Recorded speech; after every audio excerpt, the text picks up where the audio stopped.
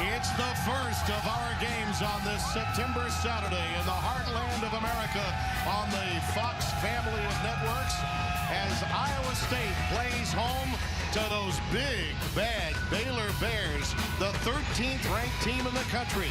It is coming at you right now on FS1.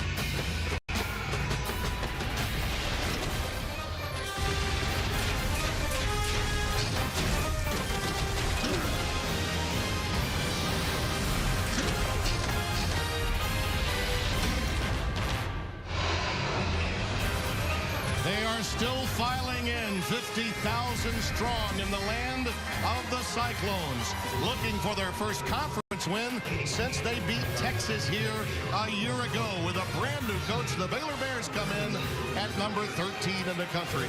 Hi again, everyone. Tim Brando alongside Spencer Tillman. We were here for that win last year, Spence, but now they've got the 36-year-old Matt Campbell as their head coach and a guy that's brought vim and vigor to this young team. He's the youngest Power 5 coach in America. All that stuff is good. It's important to have success today, but I think his biggest asset is his vision, his capability to promote a compelling vision. It begins with the relationship with the players. He knows to get this millennial cohort to do anything, Tim, you have to have relationship. They won't commit otherwise, but you still have to discern whether or not who's committed, who's not. That means you got to have a rigorous program. He's got that in spades, but it comes down to the relevant offense, both defense and on the offensive side of the ball. Stylistically, he's doing the things that compels to them. And when you look at it, he's got a total package. I wouldn't bet against him. It's another recruiting day, and here come the Cyclones of Iowa State.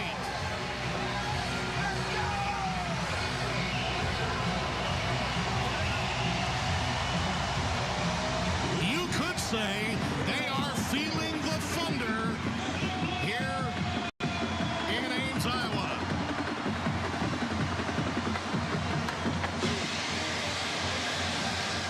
Today they take on a Baylor team that's coming off its best performance of the season, and Seth Russell is the reason why. He's easily the top-rated quarterback in this league. That's right, and I think last week a conference game against Oklahoma State was his inflection point. It was his coming-out party. Again, 387 yards doesn't seem like a whole lot. It is a lot, considering you did it in 18 and a half minutes. Unbelievable, unprecedented. Remember, folks, this guy had this team positioned in the number 2 spot in the nation before he went down with a neck injury. I will not be surprised in anything he's capable of doing offensively today, Tim. My only question about the Bears today, they played in prime time a week ago on Fox. Do they have that biological clock ready for an 11 a.m. start? We shall soon find out. Iowa State has done the trick before and shocked the world. What about today?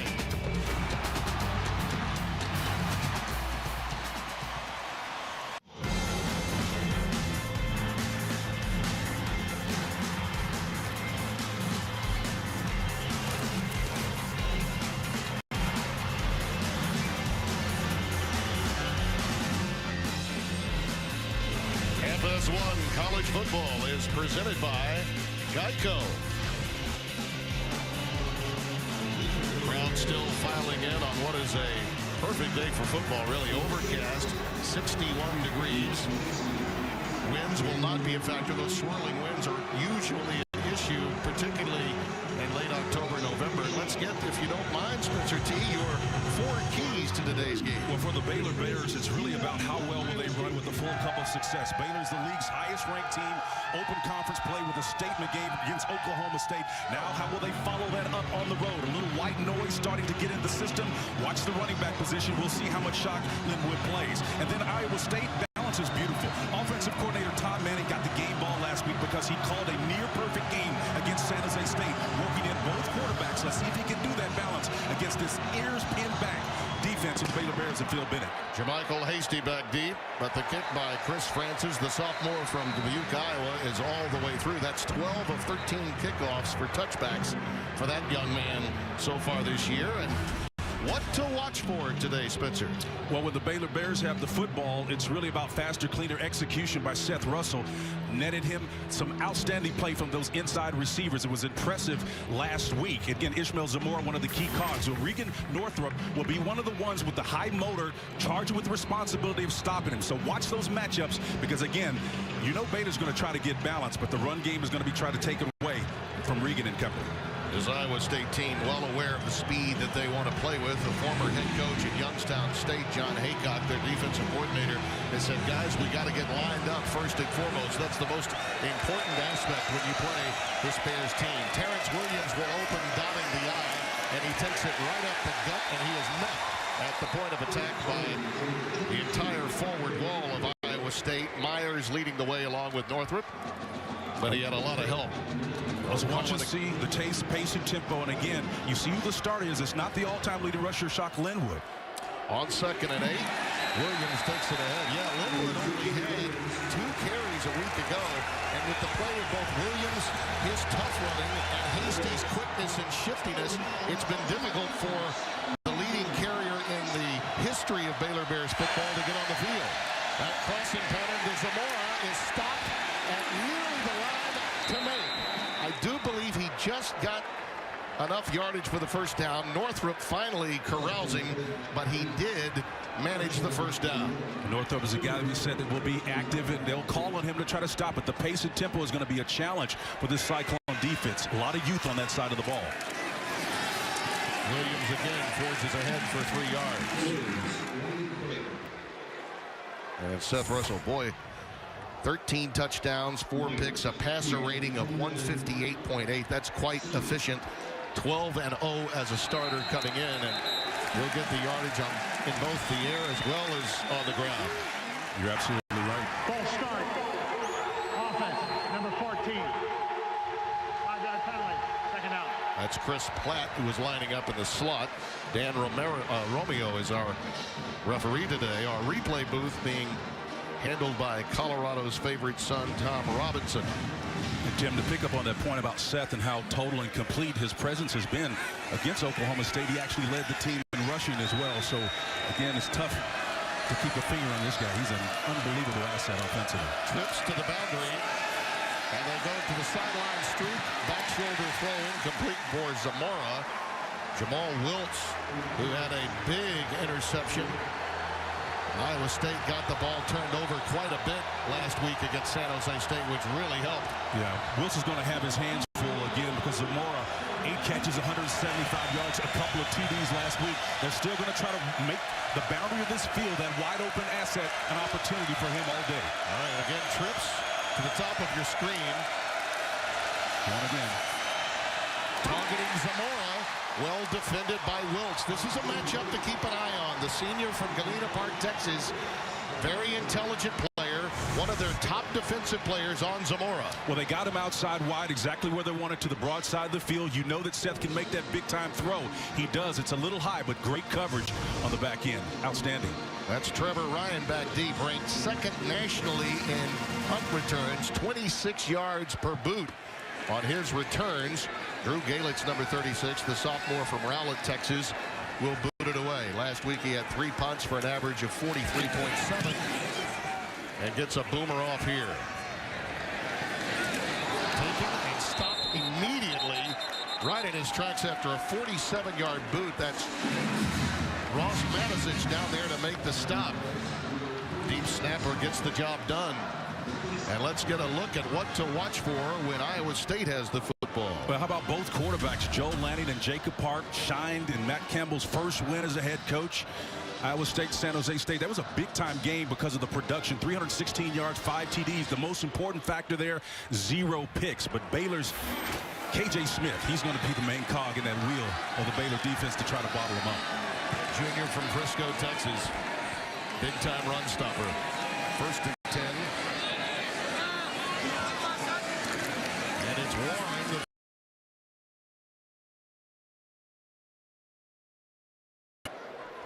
Roy made the stop, number 95, the freshman from Spring, Texas. Yeah, Roy's one of those big, heavy guys, about 320 pounds, playing that zero technique. You'll see him either side of the center, sometime lined up over the center, but you got to deal with him. How about this little 4-pack right here up top? Man, yeah, that's nice. Bunch formation to the top of your screen.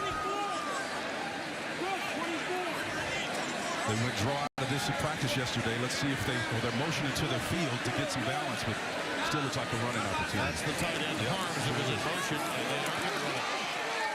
That's why you go to practice. Up to the 25-yard line goes the really adept runner that is Joel Lanning. Now, last week, they're using a 2-quarterback system here. Jacob Park, the Georgia transfer, is also adept at both passing and throwing the ball. We've got an injured Baylor Bear on the field. But Lanning, while he starts the game and is the team captain, got 20 of the 73 snaps. 53 went to Jacob Park. Both had a couple of touchdown passes last week. As we continue to take a look at the circumstances revolving around the injured Baylor Bear. There's Jacob, young man that last week was 15 of 19 for 165 yards. You'll see plenty of him later today. We'll check on the injured Baylor Bear and return in a moment.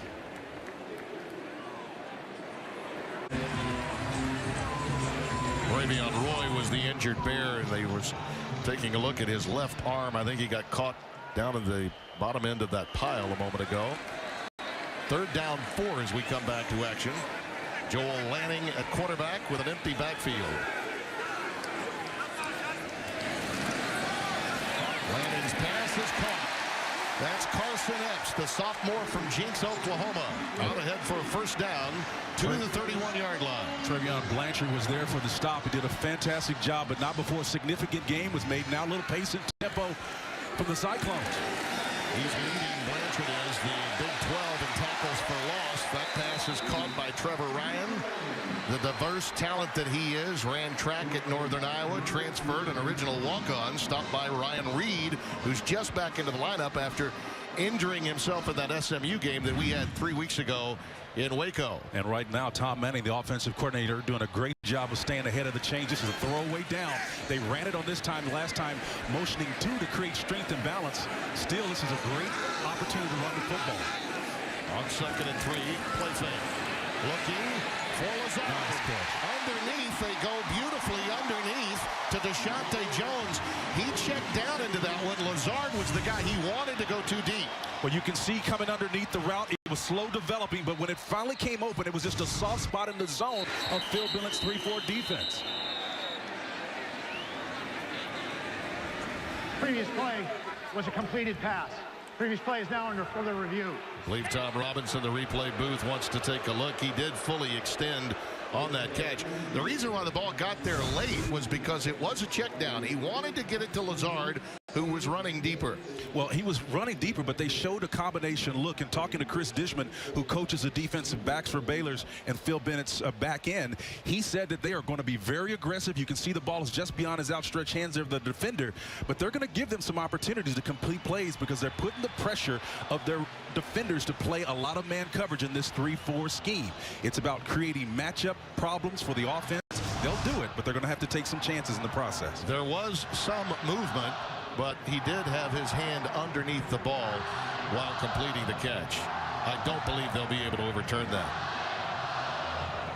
I don't think there's enough compelling evidence. And again, bottom line is there certainly has to be compelling evidence before they overturn it. They're always going to take a look when they sense that there's some movement once the receiver hits the ground and then must complete the catch.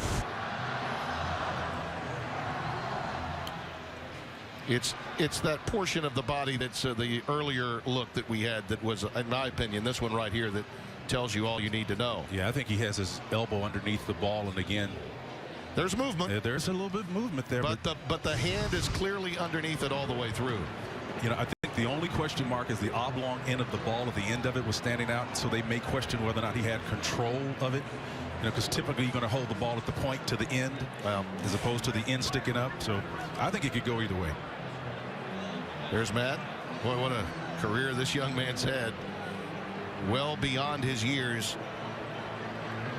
Yeah, he's an old soul. There's no question about it. I mean, this guy's got wisdom. Here comes the call. After review, the ruling on the field stands. Completed pass. To your point, though, Matt is 36 years of age, and he's the son of a coach. His dad was an outstanding high school coach, later went on to become a principal in Massillon, Ohio, and then a career at Mount Union with 3 Division III titles. He knew all his life this was what he wanted to do. Yeah, that's what's prepared him for this moment, but it's really interesting and compelling to watch the coaches that came with him from Toledo to talk to him about him with such affinity. So it's a 1st and 10 at the 49 with Lanning remaining at quarterback, Ryan in motion. And they go option to Warren towards the boundary. Taylor Young, an outstanding defender, 5'10", 225 junior. Suddenness in his game, no doubt about it. Like how Lanning worked that option off of Trayvon Blanchard there, just pitching it, dealing it off the end. Kind of remind me of the old Oklahoma days, baby. Option game. 2nd and 7.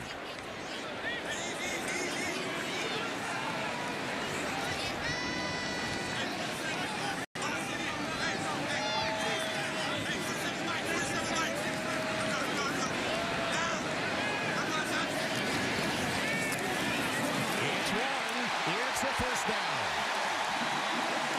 Off that left side, following Scoggins and Fett. They did the job. Edwards made the stop for Baylor. Well, that's some heavy running there by Warren, and just that offensive line clearing out. They may be young, but they're aggressive. Again, one of the downsides of running a pure 3-4 scheme, the guards are uncovered and some gaps in there. If you move one out of the way, you've got some room to operate with. Warren does an outstanding job on that game. This is what they want, a controlled drive to keep Baylor's offense off the field. Now they go long. Lazard. Touchdown.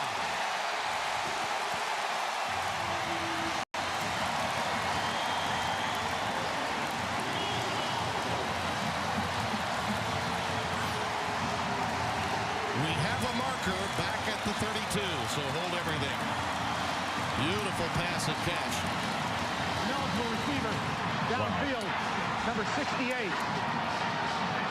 5-yard penalty.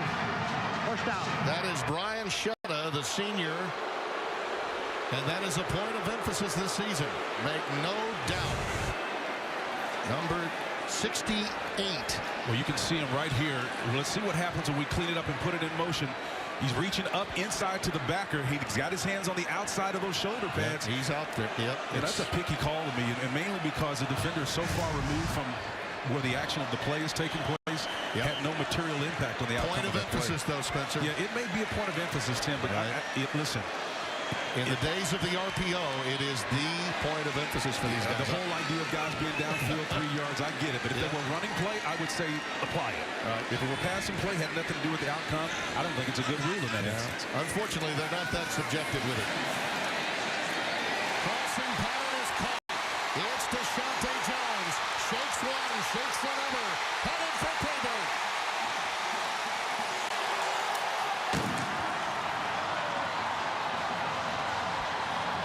Look out, the little yellow hanky is back on the field. They call this one back. You're really going to hear some boos. Offside. Defense, number 56, lined up in the neutral zone. That penalty is declined. Result of the play, touchdown. Stuart Orion is the safety that's back there, number 28. But you can see, again, the underneath route again coming. Playing a zone, a single safety high look, and Orion just misses him there on that play, open field. I think the indictment on that play, Orion gets up and just walks away, doesn't even make an effort to get back. Yeah, no, Ryan Stewart is one of the better defenders in that secondary for Phil Bennett. By the way, that was K.J. Smith that had lined up in the neutral zone and was guilty of offsides. So you can make a case that if you don't get in once, perseverance, priorities, push it, baby, push it. And that's exactly what Deshante did. A little shake, rattle, and Deshante. And it's a 7-0 Iowa State lead. Later today on the Fox family of networks. I would say against this 2-deep cover 2 shell, if you had a tight end in the game, that is wide open, but I don't see one. So this is going to be interesting to see what they call here versus a zone 2-deep look. On 4th and 13. Russell. Flags down, looks for the corner. Intercepted. In the end zone by Everett Edwards. Now, wait a minute. We did have some premature movement. I think on cadence alone, we may have offsides against Iowa State. So, hang on. Offside. Defense, number 8, lined up in the neutral zone. 5-yard penalty. Still 4th down. Yeah, there it is. Justin Thomas, and he did move prematurely. And it was the cadence that time of the veteran Russell that induced it. And that's an opportunity lost for Iowa State because that was a poorly designed play, an even worse call on that versus a two-deep corner zone. And again, the Cyclones, that's opportunity lost. They had a chance that Iowa State to make the interception and make Baylor pay for a poor decision in going for it deep on that one. Yeah, it would have been a touchback with the ball. 3 penalties now, and they've been big against Iowa State for 25 yards. Still 4th down and 8, and they go for it again. They're stubborn, man. Russell. Over the middle, incomplete. Intended for Blake Lynch, and the Cyclones get it done.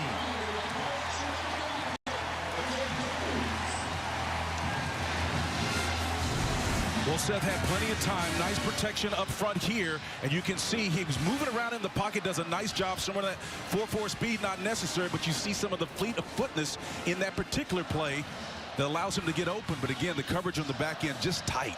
And really, though, as you said, Spencer, low percentage calls given the down and distance needed. I don't understand that one. I mean, that play to me is inexplicable versus a 2-deep cover 2 zone, which a safety on either side has the capacity to help the corner to the field. And that's just asking for trouble. Joel Lanning remains at quarterback. David Montgomery now, outstanding freshman from Cincinnati, Ohio, in the backfield. And the youngster takes it ahead. He's a tough customer, ahead for 2, maybe 3 yards on first down. Kid carried it 7 times for 29 yards against San Jose State last week. He was the Division III Ohio Player of the Year in 2015. He plays with a chip on his shoulder, runs angry.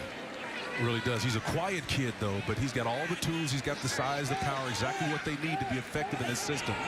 With a little bit more maturity, I think he's going to be developing into a nice asset at that solo formation. Harms, the tight end in motion. Lanning. They love to get him outside the pocket. That's a beautiful throw. And an even better catch by Lazard. First down. Well, I like how you move the pocket. Lazard, he's their best athlete out there. He's been nursing a toe, kind of a turf toe situation. We saw him at practice gimping around a little bit, but nothing wrong with that snag. Montgomery again negotiates to midfield ahead for 3.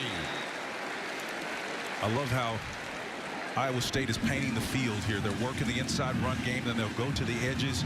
Lazard on that last play, and just showing they look more like Baylor than Baylor looks like Baylor. Yeah, you're right. Offensive coordinator Tom Manning, who's known the head coach Matt Campbell since he was 17 years old. That's almost 20 years together calling the plays, and Campbell had no problem delegating that to him.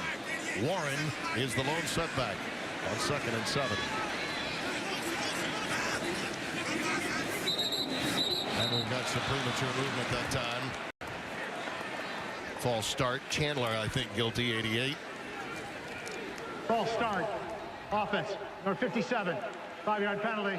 2nd down. Well, they'll go with the interior lineman rather than Chandler. We talked about Tom Manning and the relationship. There he is with the scruffy beard there in the middle. He's been with him a long, long time. He said he always knew that Matt Campbell was ahead of the game, ahead of everybody else when they were teenagers, and was destined for greatness. Yeah, he described him as a purpose-driven coach. Yeah. I thought that was outstanding. This is a quarterback run all the way, and Lanning with a flag down back in the backfield gets it ahead into Bears territory at the 47. KJ Smith making the stop. Holding. Offense, number 61. 10-yard penalty. 2nd down. That's Brian Bobeck, the veteran center from Inverness, Illinois.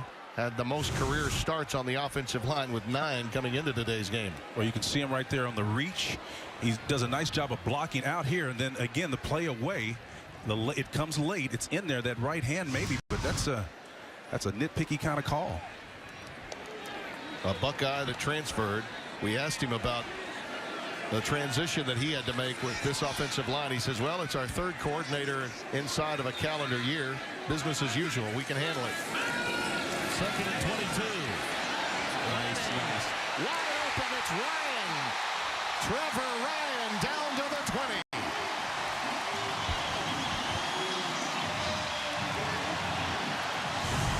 Nice void in these soft zone pockets of this Baylor defense. Lanning is now 6 of 6. It had 81 yards prior to that play. Let's see with the pace and tempo. They're going big time, and wearing them out on the edges. Ryan gets it inside the 15 and down to the 13. That last connection, by the way, to Ryan was for 44 yards from Lanning. And the homespun star from nearby Ankeny, Iowa, is putting on a show. That puts him over 120 now passing. 125 to be exact. It's Warren. He's got the first and goal.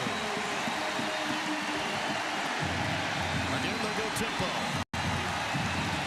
Baylor attempting to get lined up. They see a lot of this in practice. Warren burrows in. Just shy of the end zone. Still going quickly. But one of the keys of the game, we talked about balance being beautiful. That's what we've seen on this last drive. A nice mix of short interior runs with some nice shots downfield to take advantage of this soft zone of Phil Bennett. Warren has 26. Make it 27. Oh, that's a touchdown.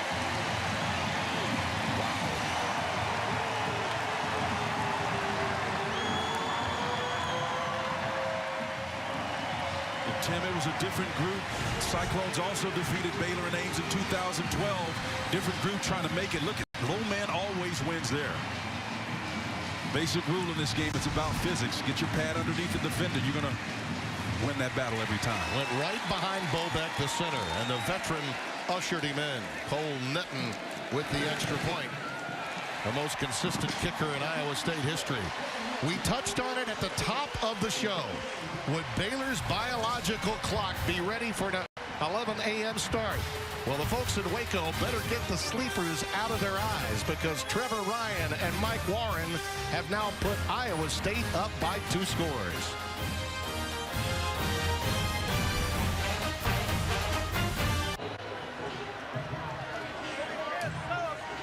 (14-0) our score. Another long drive with some big plays involved, and yet some consistency and a quick approach too inside the red zone. Look at the numbers on Lanning. I mean, that's as close to perfection as you can get. 7 for 7 in the air, and yet another boot through the end zone for Chris Francis. The youngster from Dubuque just does not allow returns. You know, Tim, what's incredible so far, despite 40 yards and penalties, Iowa State is up 14-0, 171 total yards. This is incredible. These are Baylor-type numbers. Yeah, they are. It's like flipping the script, a little bit like Washington flipping the script on Stanford last night. Oh, boy, did they. I mean, they beat them. They physically at Stanford's game. And right now we're seeing the same thing today. A different style, yes, but clearly Iowa State playing Baylor ball better than Baylor. It's about preparation. Again, understanding offensively both quarterbacks who process differently. Hopefully we'll get a chance to unpack that for the Cyclone quarterbacks, but they've just done a fantastic job of just chopping up this back end of Baylor. And that was a very poor series inside the Cyclones 30 on those 4th down go for it. It's just some really questionable calls that they made in that sequence. This is normally the most efficient offense in this league and in the country. Russell looking long for play. He's got it. Just like that. The Bears are back in business at the 29 of the Cyclones, and we've got a flag down. Back at the 42-yard line near the boundary.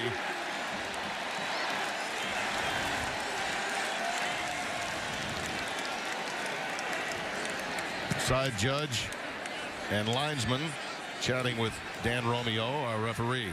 Chris had 114 yards last week. And unsportsmanlike conduct, sideline interference, Baylor sideline.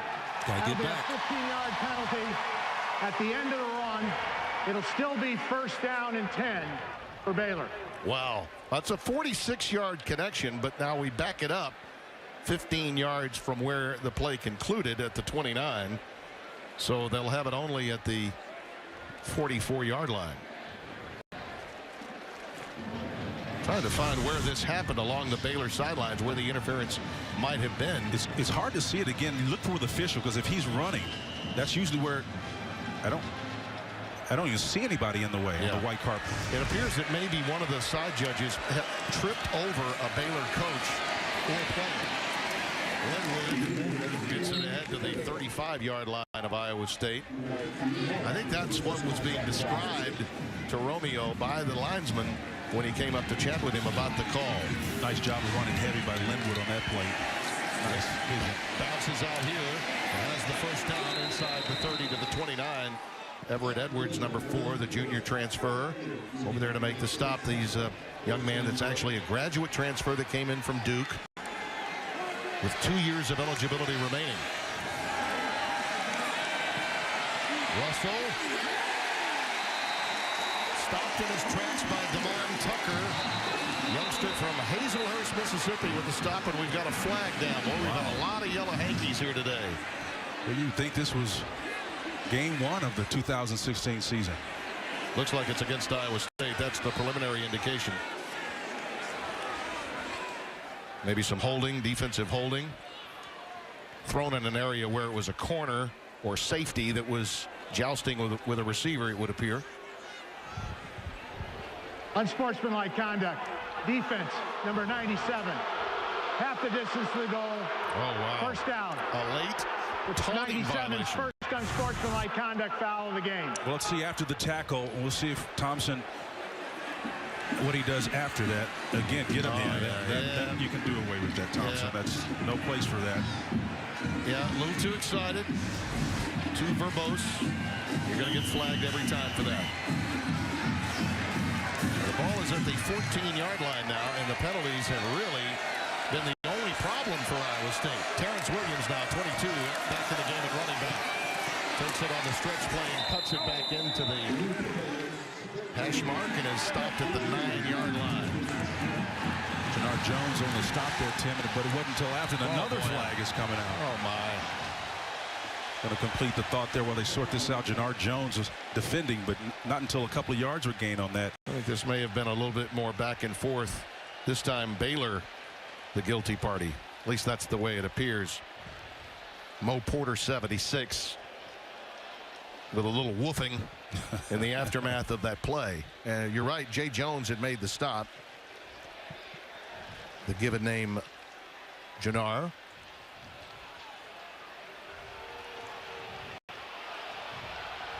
Now we're having a longer conversation about it, which the fans don't like, particularly given the fact that the preliminary indication was that it was against Baylor. Yeah.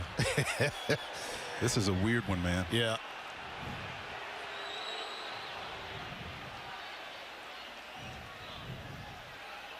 Unsportsmanlike conduct.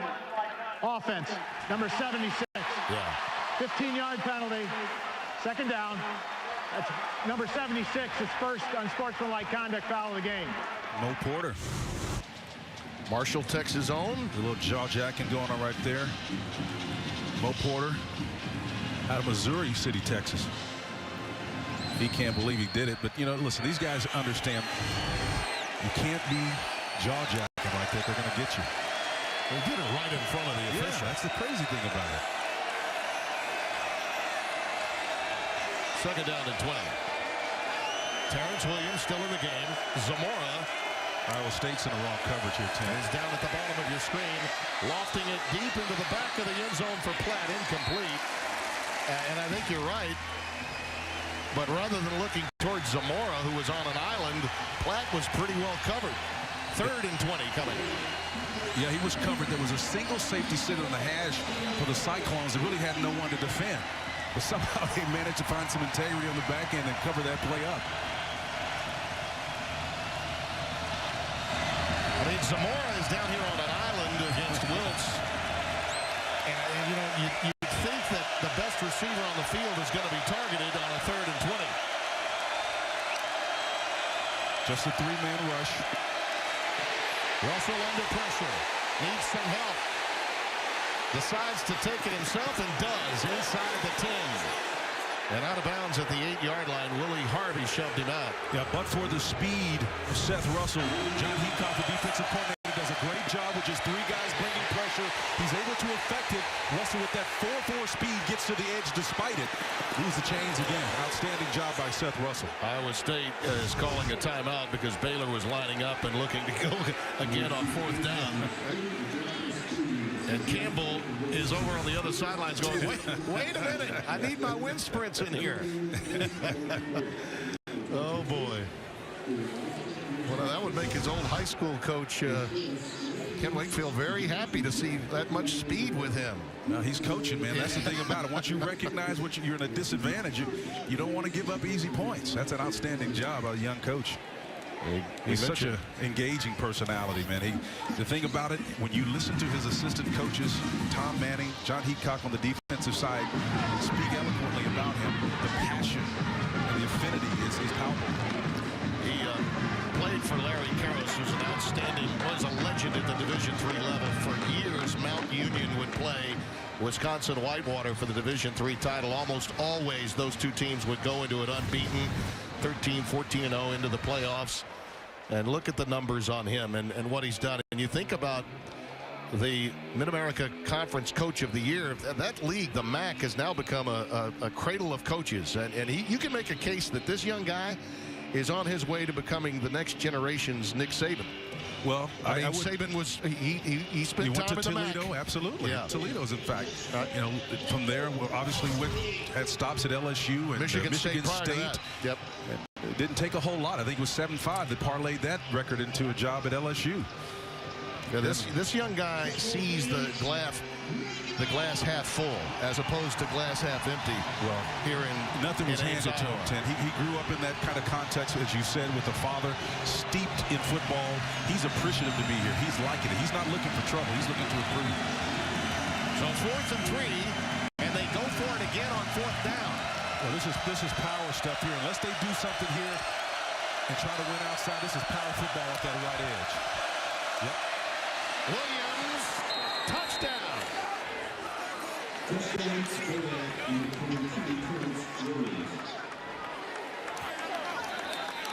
They got it done with formation, as they so oftentimes do. Well, again, you got heavy personnel in the back. The zone read, the option gives it to Terrence Williams there. He plunges it in. And again, it's a numbers game when you get inside, as we've got an injured Cyclone down on the field, Tim.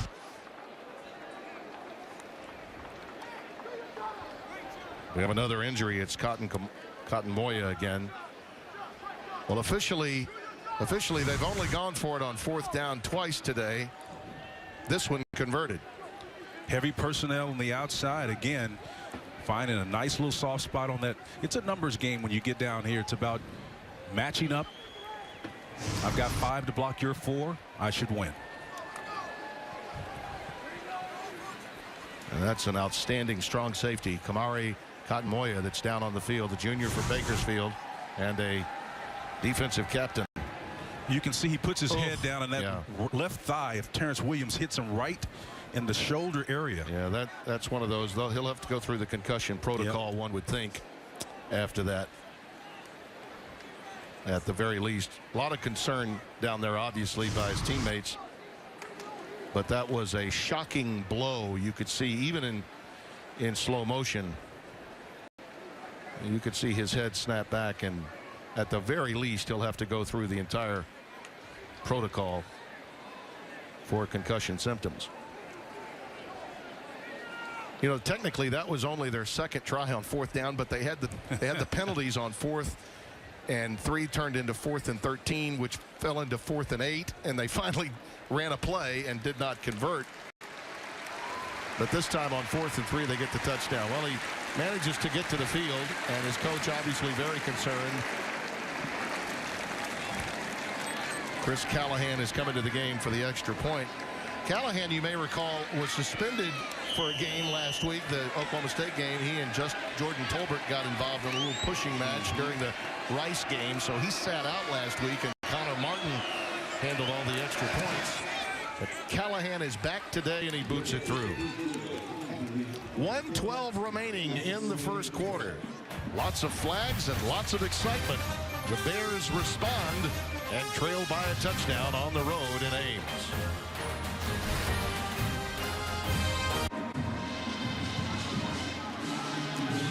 scoring drive for Baylor, 8 plays, 75 yards. That's a long drive for them, and now you see 34 consecutive games with a rushing touchdown. That's the 3rd longest in the FBS.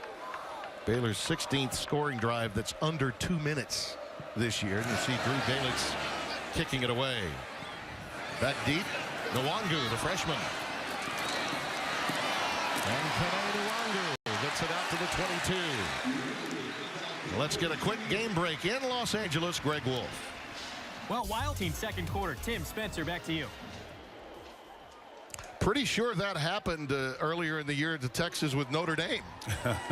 And obviously that's you don't see that happen often in a season, much less to the same team. Most total yards in any quarter this season for Iowa State, 171 and counting. As Lanning takes it himself, we have not at this point seen Jacob Park, although we plan to see him. The stop there made by K.J. Smith, number 56. Well, Tom Manning has done an outstanding job of working his quarterbacks. Nice mix of run and, of course, completing passes for high percentages down the field. This is just a perfect. He got the game ball last week for having perfect balance. Part of our points to start the show. He's doing it here. 2nd and 6. It's Warren. It's another first down out to the 35. And talking with Tom Manning about Joel Lanning, he said, you know, he's a tough Midwesterner. Kid was a wrestler in high school, and he's one of those quarterbacks that loves to please his coaches. Yeah. He'll work around whatever issues that come his way. Here's Warren again. Right up the gut.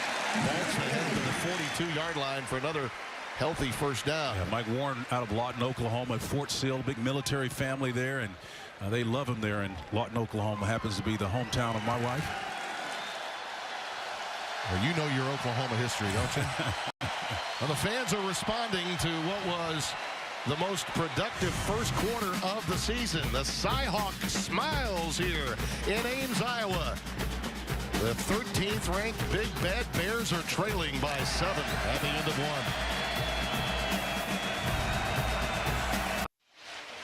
Iowa State's all-time leading rusher being honored today en route to being inducted into the National Football Foundation Collegiate Hall of Fame. Troy Davis, 4,382 yards, runner-up to Danny Werfel for the 96 Heisman Trophy, a 2-time All-America, as we mentioned, will be inducted, and what a great moment for him and the Davis family. 3 years with the New Orleans Saints and then on to Canada to play. And you know, he first exploded under Dan McCarney at 291 yards as you look at the totals on him in a school record performance against Ohio University.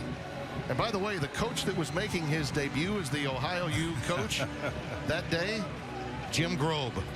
And he remembers him too. Oh yeah, Davis went on to rush for 2,000 yards that season twice. So I couldn't help but think about Jim being back here on a day when he would be honored and celebrated 20 years removed from that day as the Ohio U coach when he surrendered 298 to him. Mike Warren takes it ahead, runs into K.J. Smith. And to complete the thought on Troy Davis, you know, watching him, talking to him yesterday about the record that stands, back-to-back 2,000-yard rushing seasons. It stood for 20-plus years.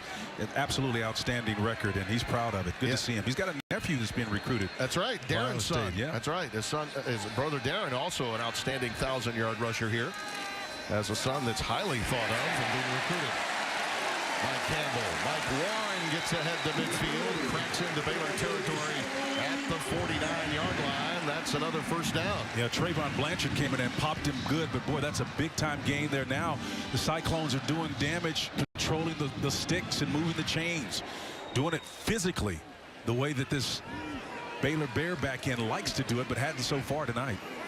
10 carries for 52 yards now on the afternoon for Warren. The head knocks take place there or not. Warren. Avion Edwards, man. Boy, inside linebacker position came in there. Number 20. I mean, he just pops it in there. Watch him come here in that position. Man, ricochet. Our tagged him, but good. Parab microphones are working for our director, Doug Freeman, and producer, Eric Millemeyer today. 2nd and 7. Got that quad formation. Last time they did this, they passed it out of when they brought both back into the backfield. Joel Lanning has gone all the way at quarterback. Another play fake. Crossing pattern. It's Lazard, and it's a first down, and we've got a flag down.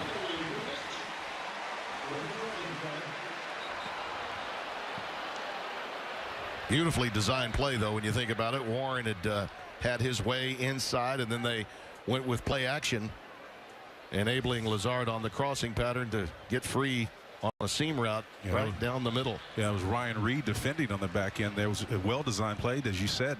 There were fouls by both teams. An eligible receiver downfield offense, number 61. Offside defense, number 48. Those fouls will offset. Replay, second down. So Trayvon Blanchard, 48, who leads the way in tackles for losses in the Big 12, and Bobeck, the veteran center of this team, are guilty. It is clear that if you get more than 3.5 to 4 yards down the field as an O-lineman today, you're going to be flagged. You talk about Trayvon a minute ago. Listen, he already has as many tackle for losses this year as he had in all 13 games. He's an impact player. Just can't pick up the laundry, though. Pressure up the middle. And Warren dropped it. Tried to run before he made the catch. Lanning did a nice job to get away from the inside pressure from Greg Roberts, 52, the sophomore from Nacogdoches, Texas. I think Taylor Young was right in his hip pocket, too, the junior, 5'10", 225, and number 1 there, and he just misses that ball. It's on the backside of his shoulder. You can see it's not on the numbers, but it should have hit him. You know, hit him right in the hands and in the helmet. If he'd have reached out and plucked it out of the air and not let that ball climb on him and get to this helmet, the long side of it wouldn't have ricocheted off the helmet. 3rd and 7. That pass is caught. The line to make the 39. I think he's got it. Alan Lazard, a first down. For Kedrick Vaughns there defending on that play. 5'10", about 178. You can see his man coverage. He turns him over. Nice job with the inside move and the body language. Oh, that's great route running there. Lazard getting a quick blow along the sidelines. Landing now 8 of 9 for 142, and really the only miss was that drop. Warren, who had a bit of a problem putting the ball on the ground a little, missed that reception a moment ago and atones for it there with a healthy first down gain of 9. Yeah, Patrick Levels had a shot at him, but again it got taken for a ride for an extra 3 yards. 2nd and 1, Lanning will keep it. And he has the first down to the 22. You can bring the lumber to this kid, Lanning, and he'll bounce right back up. We mentioned he was a high school wrestler. And that was a Ryan Stewart there once again in the activity, but there's some heavy blows being thrown today now. Baylor takes the timeout. It's pretty clear the Cyclones are pumped. Yes, they are. They believe that right now, physically, they are beating up this Baylor team. And you can see a little shock treatment coming from the veteran defensive coordinator, Phil Bennett, right now.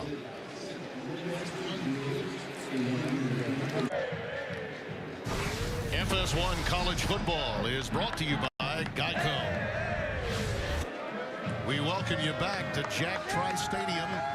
Tim Brando alongside Spencer Tillman. You take away the 55 yards of penalties incurred by the Cyclones, and they are dominating this game right now. A lot of narratives. I think probably the most important one, Tom Manning, the offensive coordinator for the Cyclones, has really done a great job painting the field with his play calling. 226 yards passing. And again, it's amazing.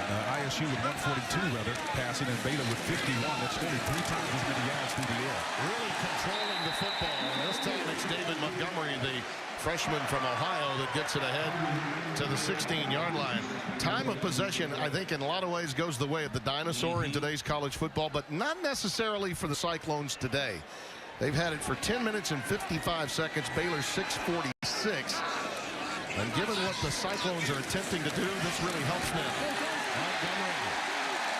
Montgomery is inside the 10. It'll be 1st and goal. Avion Edwards makes the stop.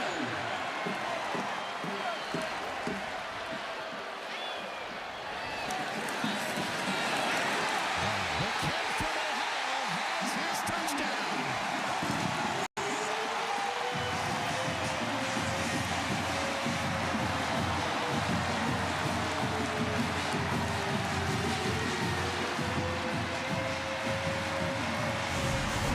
Just call him the quiet storm. David Montgomery, sifting through like smoke through a keyhole, but when he gets to the end with definitiveness, he goes in there, and Bill Bennett doesn't know what to do with this kid. I mean, he has just been worn out. His backhand hadn't stopped anybody yet. Montgomery now 5 carries for 29 yards. The net extra point is good. We told you he runs angry.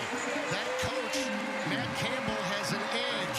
It's that combination of heat and anger in thoughts of loved ones back home in Ohio that spurs on David Montgomery. And Iowa State asserts itself again. Yes.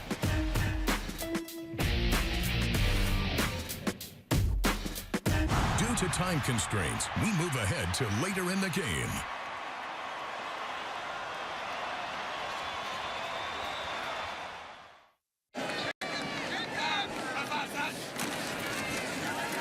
Warren. Legs just keep on churning. He gets it down to the 5, a gain of 4. Clay Johnson in there on the stop there with some other Bears. But again, I think you can see the speed motion and then the play away. Well-designed play. Here you see 44 jump in there and make a nice tackle on that play. But again, it's controlling the clock and systematically working your way in bits and pieces. It's death by 1,000 cuts. Timmy, they're just sucking the life out of this Baylor interior. 2nd and goal. Warren has 100 yards after that 1-yard pickup. KJ Smith makes the stop. A 100-yard first half for this guy on 19 carries. 101 officially, we'll call it, after a gain of a couple. Yeah, Tim, 3rd and goal coming up. Tim, I look for benchmarks in games like this to see who's doing what they've been doing all year. KJ Smith leads the Big 12 in tackles for losses, fumbles forced, fumbles recovered. I mean, it's been amazing. He's had a couple of good plays, but he's not had those outstanding plays that so far defined his season. That's a credit to Iowa State. 16th play of the drive.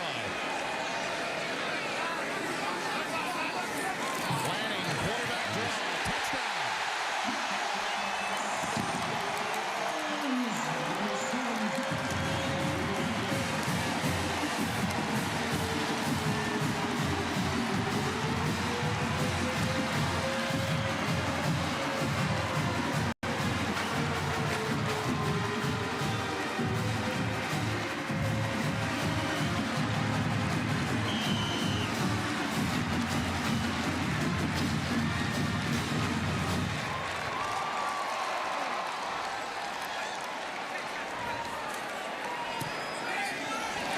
Netton for the extra point.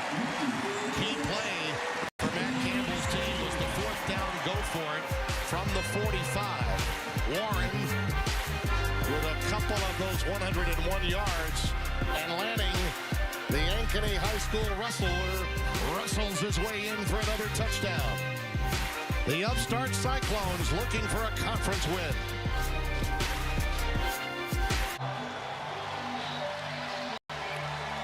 $16 plays, 75 yards. Lanning caps it off with the 3-yard scamper. And it's a 2-touchdown lead again. Jermichael Hasty is back deep.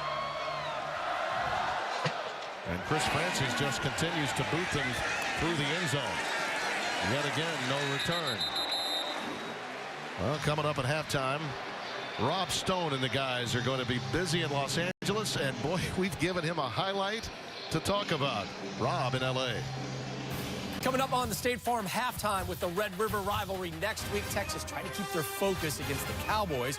Number 2, Ohio State with a slow start at the shoe, and defense is optional in the Notre Dame-Syracuse meeting. Tim Spencer, we'll see you at the break. All right, Rob, we look forward to that. Look at these numbers. Wow. Time of possession. I understand Baylor defensively gave up 101 plays last week against Oklahoma State, yet won the game. But this is significant for Iowa State. The only way they were going to win this game was by keeping Baylor off the field. Shaq Linwood bounces off a couple and now heads for the sidelines, and he's got great speed to go with his size. Look at him go. Inside the 20 and down at the 17. Everett Edwards makes the stop. 59 yards for Shaq.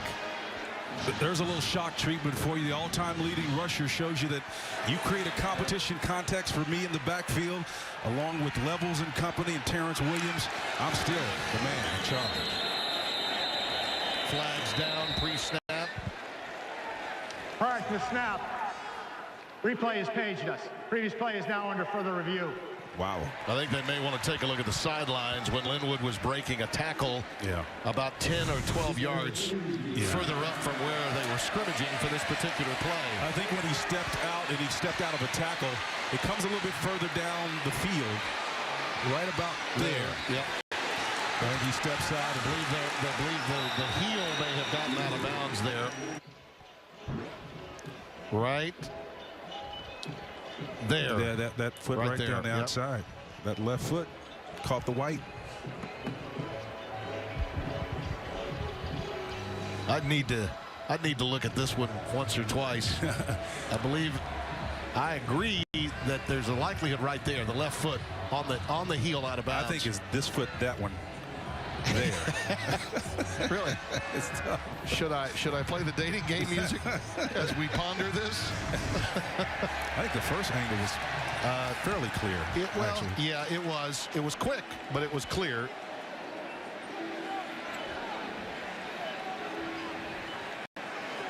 So let's kind of project this thing. We can see it again, maybe. As Jim Grove sorts through it, we can see the stiff arm there. Should have been a face mask on that play as well. Wiltz right there. I felt it was right. I felt it was this one right. The left foot right there. I think it's that one. That one right there. That's it. That caught just enough white. You can see that's white. That's just enough white. Great job in the truck on that. Can't see green through that white. That is just enough. Yeah. After review, the ruling on the field stands.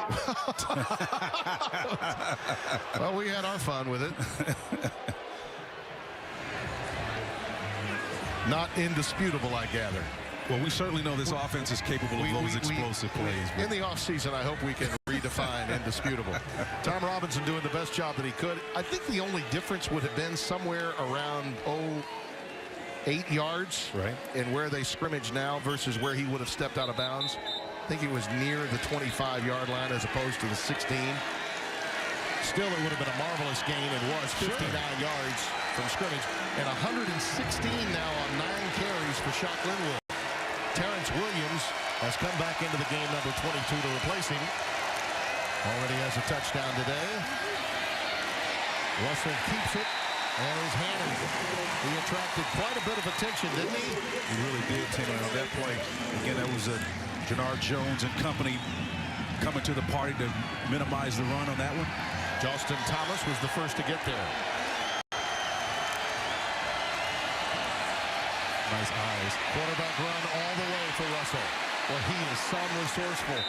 To be as long and lean as he is, you'd think he would offer a pretty big target, but he can slither through some awfully small cracks as Braxton Lewis, 33, made that stop. That was a vision run, Tim. It wasn't so much his speed, it was his eyes that won that. Pass almost intercepted. Jay Jones, number 12, almost reeled it in. Jay put in a tough spot playing with his face toward. He takes a peek inside after the bump. You see those eyes come back inside? He owns that ball just as much as the receiver on that play. Tremendous job. That ball by Jay on that play. Outstanding technique. If that had been thrown a little more to the back of Zamora, he may have had it. Linwood. Williams still in the game, ahead for only about a yard and then pushed back. Now Shock will get back into the game, 32. This has been his drive. See if he can clean it up as Terrence Williams comes back to the sidelines. This is the guy that's running with attitude right now. He's the one that wants the rock. Yeah, but Mike Johnson playing in that defensive back position and company, playing with a little level of aggression that's to the next level, Tim. Platt is down at the bottom of your screen, 14. Russell, ball is loose at the end zone. Ball is loose at the end zone. I think it may be Iowa State's ball. He reached to try to get over the line, and I thought the ball came loose. And before the ball hit the ground, it came loose. I think this is Cyclones ball. Andre Payne, number 1, comes out of there with it. At think it may have been DeAndre Payne that laid the pop on him, Maybe. too. I mean, that was a major, major hit. You heard it all the way up here in the booth. This could be the first turnover of the game by either team, and coming at an inopportune time for Baylor. Rolling on the field is that the ball carrier fumbled the ball into the end zone, where it was recovered by the defense for a touchback. That makes matters even worse for Jim Grove. You know they got to take a look at it. Here it is. He clearly fumbled the ball as he was reaching. In fact, it was loose prior to that. It was knocked free. That was Mike Johnson in there that got it, as you're right. Mike Johnson got it. Payne, DeAndre Payne recovered it. Yeah. Johnson the hit. Right there. Ball is going to come free as he's trying to move forward. Now, let me ask you, did the ball cross the plane? Yeah, no, it didn't. It did not? Yes, that's why it's touchback. Yeah, that's why it's touchback. The ball was loose as it was crossing. I think it's a good call. I thought the ball was loose as it was crossing the end zone. So what I'm asking you, was the ball across the plane? Was it a touchdown? No. That's what I'm asking. No, it shouldn't be a touchdown. Right. I felt the ball was loose as it was coming out. It was then going over the end zone line. You know they're taking a look at it. Yeah, they're going to take a look at this one, man. Rolling on the field. Let's look at the ball. Here's where in the end zone by the defense. Here it is. Is that ball crossed? That ball is piercing the white line, Tim. Yeah, good That's call. a touchdown, You know man. what, Spencer? Upon further review, I'm going to give you that one. Yeah. The ball did come loose as it was getting through there. Absolutely. That's a touchdown. Yeah, I believe we will have indisputable video evidence, and that's why, my friend of almost 20 years, you're the analyst. We can't replace Mike Pereira, but we're trying to do. Yeah, I'm with you there. Looking at it live, it did appear as though he had fumbled when trying to reach for the end zone line. Yeah, and it's but in truth, the ball was knocked free by the defender, by Payne, and then Johnson got on top of it. But instantaneously, when it's the end zone, there's no time factor. Once it pierces the line, if it's in your possession, it's a touchdown automatically. So this should be overturned, and Baylor should have a touchdown. It's been my experience that you're going to see what you tend to look for. And so before all of the fumble and everything happened, I'm divorcing myself from all of that. As an analyst, I'm looking to see if he crossed the plane. That was the first decision that needed to be made. This is a tough angle to determine it from here, but the other side angle that our group gave us, that's in real time. Yeah, that's in real time. That's going to be tough because you're behind it. But from the side, even in real time, to me, right here, this ball is actually past or piercing the white of the end zone. That ball is here. Yep. Yep. I mean, look where that ball is, Tim. That ball is literally now the force of the tackler takes him back where he lands, but he pierces that. I'm with you.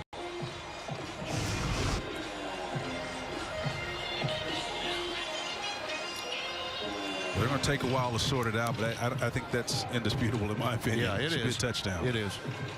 And if it's not, again, I would recommend that we redefine what indisputable is.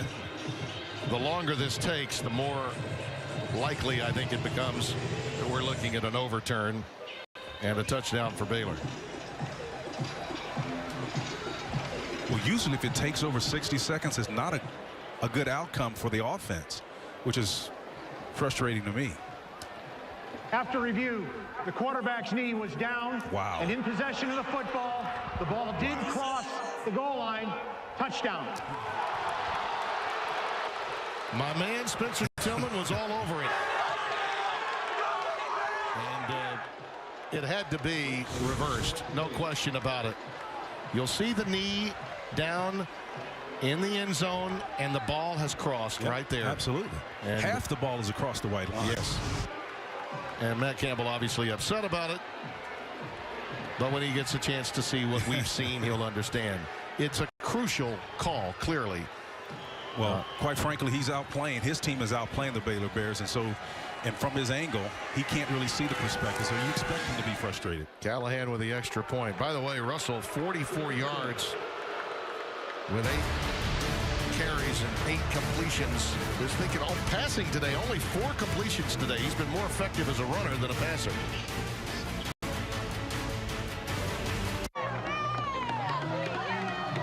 28-21, Iowa State with the lead.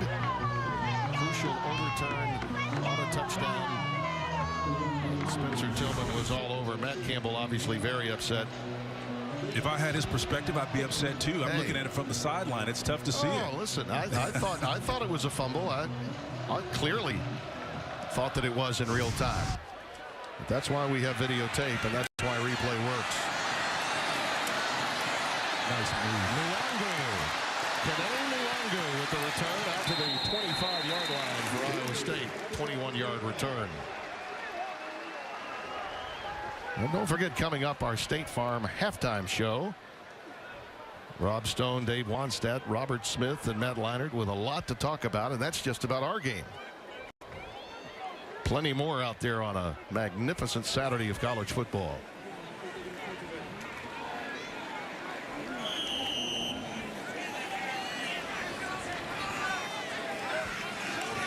First and 10. Manning wants to take a knee. I think Matt Campbell says, you know what, if you'd given me a 7-point lead at halftime today, I would have taken it. Yeah. I think Matt Campbell wants to get a long shot at that score. You're good, go ahead. And savor it. I mentioned earlier that they've got a lot of high school recruits in the building today. The building blocks for success, short and long term, very much on his mind, and he is still giving it to our referee as we go to break, Dan Romeo. But it's not that guy that's responsible for the change. It's the guy up here with us, Coach. Oh, by the way, another reason for fans to get upset with us. We have to go back and say the analyst was right. And Spencer was. Due to time constraints, we move ahead to later in the game.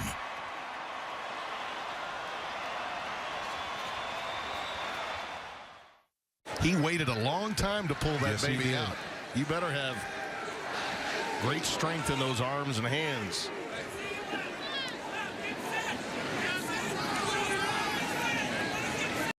First and 10 from the 29. They have the numbers for the top of the zone. Warren, nothing doing this time. Taylor Young comes up to give him a pop. I think of Phil Bennett and knowing his pedigree as a defensive coordinator, Spencer, and you know he loved to bring pressure. I mean, he really loves to do that. But with the way Manning has this offense working, it's very difficult because they're running this read or Lanning's getting the ball out of there so quickly. Specifically, Tim, great point. It's the down and distance scenarios that's problematic. When you're in a run-pass conflict where you can actually run or pass, it's tough to pin your ears back. They do have him in a second and long here. Advantage Baylor's defense.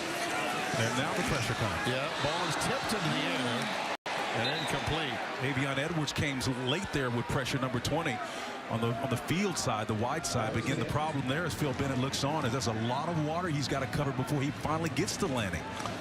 Former head coach at SMU from 2002 to 2007. I've known him almost 30 years as an assistant coach. Love the conversation you guys had last year about how he's had to adjust. Oh, yeah.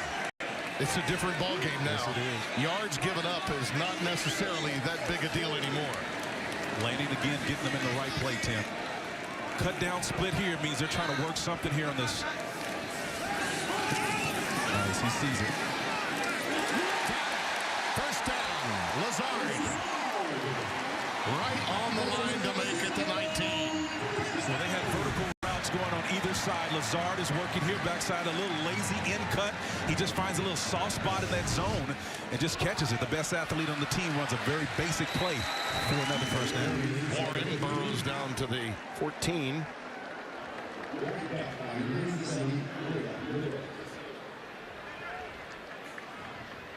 Usually you look for a defense to make adjustments and somehow thwart or stop. This Cyclone offense is not stopped. No. They're just moving methodically down the football field.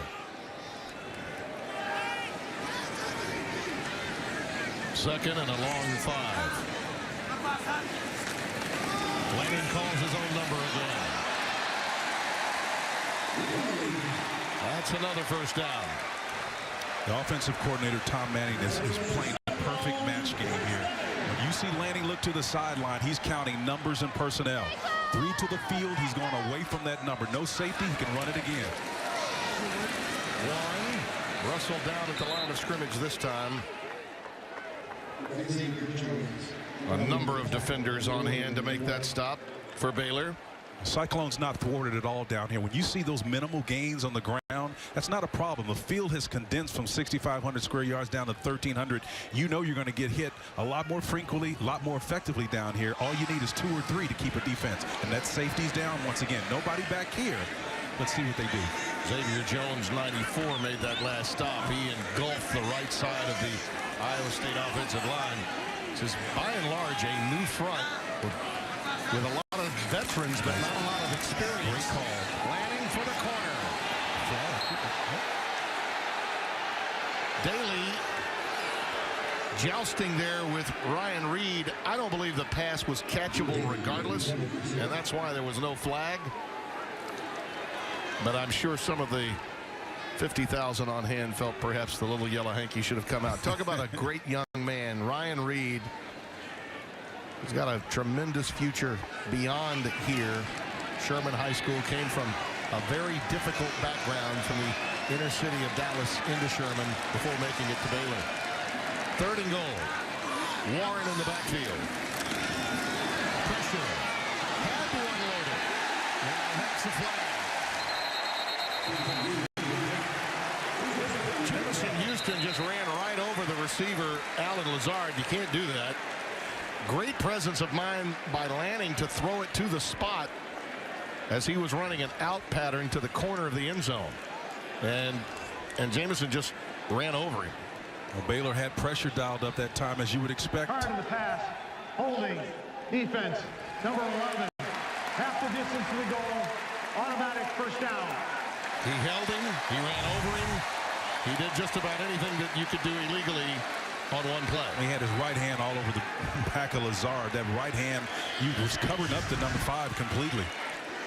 1st and goal, just inside the 5. Opening drive, second half, as Iowa State keeps on keeping on. Warren, touchdown.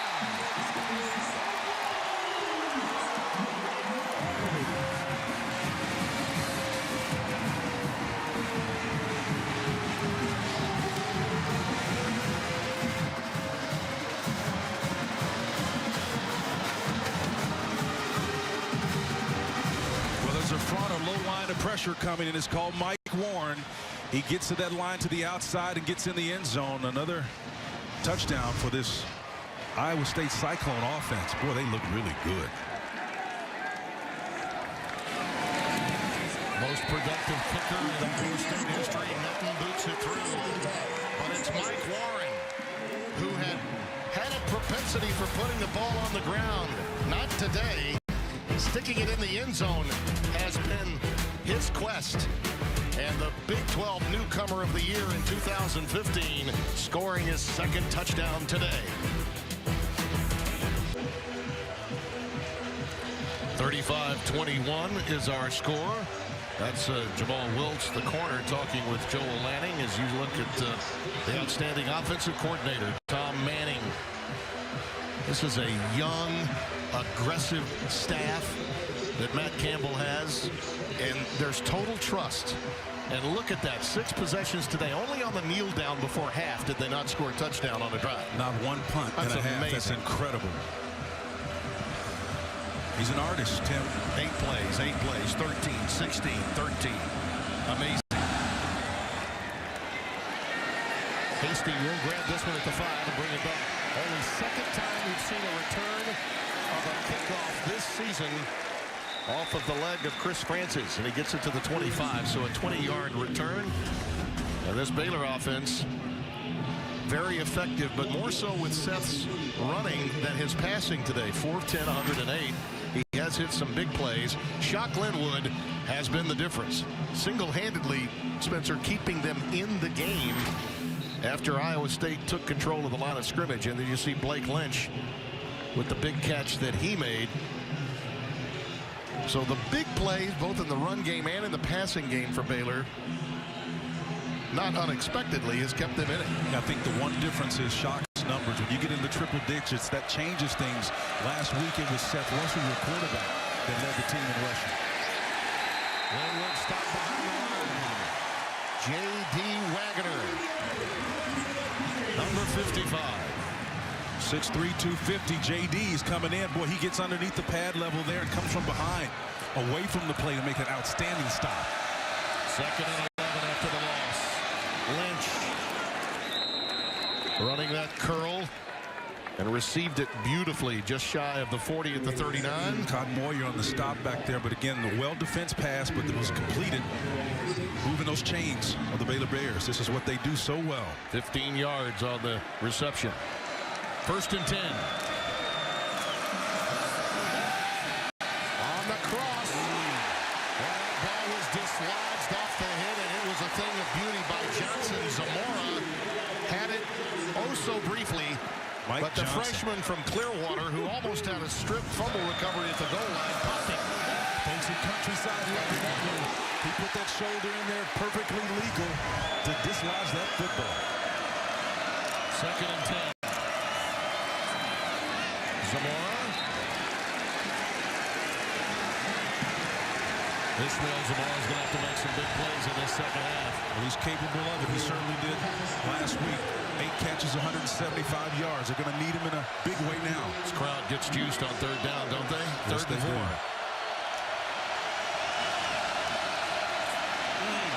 Linwood. Shock Linwood. How about that move? Put the brakes on, stop on a dime, and get going again. Finally, down at the 24-yard line of Iowa State, and it's Cotton Moya along with Brian Peavy, number 10, collaborating on the stop. Well, Lynn was like a little pinball wizard, man, bouncing around there like a jackrabbit. 31 yards on that run. Russell, be careful. Yeah, he needs to be careful. You're right. Willie Harvey, the first to get there. This is amazing, though, to see what Shock Linwood could do in the open field. I give Jim Grove credit for this one, for managing it. It's about creating a context where you've got to compete. Told him earlier in the week, it doesn't matter if you are the all-time leading rusher. You got guys on your heels, Terrence Williams and company, Patrick Levels, that are pushing him. It's all about staying engaged and competing. He's competing today, Tim. Terrence Williams was checked in for him after the long run. 2nd down and 10. Platt and Lynch to the bottom of your screen. Terrence Williams. A 1st down to the 10. Everett Edwards saves the touchdown. Everett Edwards had to come all the way from the hash mark where he is at his safety spot. And again, he was over there because of a single safety look, but it was because they're concerned about getting beat in one-on-one matchups. Officials wisely stepped in, allowing Iowa State to get their substitutions in. Williams burrows down to the 5, a pickup of 4. Everett Williams again, Edwards again on that play. Everett did a nice job of coming up and feeling. Again, playing that safety spot inside. Strong. The tight end, Furbacher, 85, will help. That pass is thrown. Corner of the end zone. Platt, touchdown.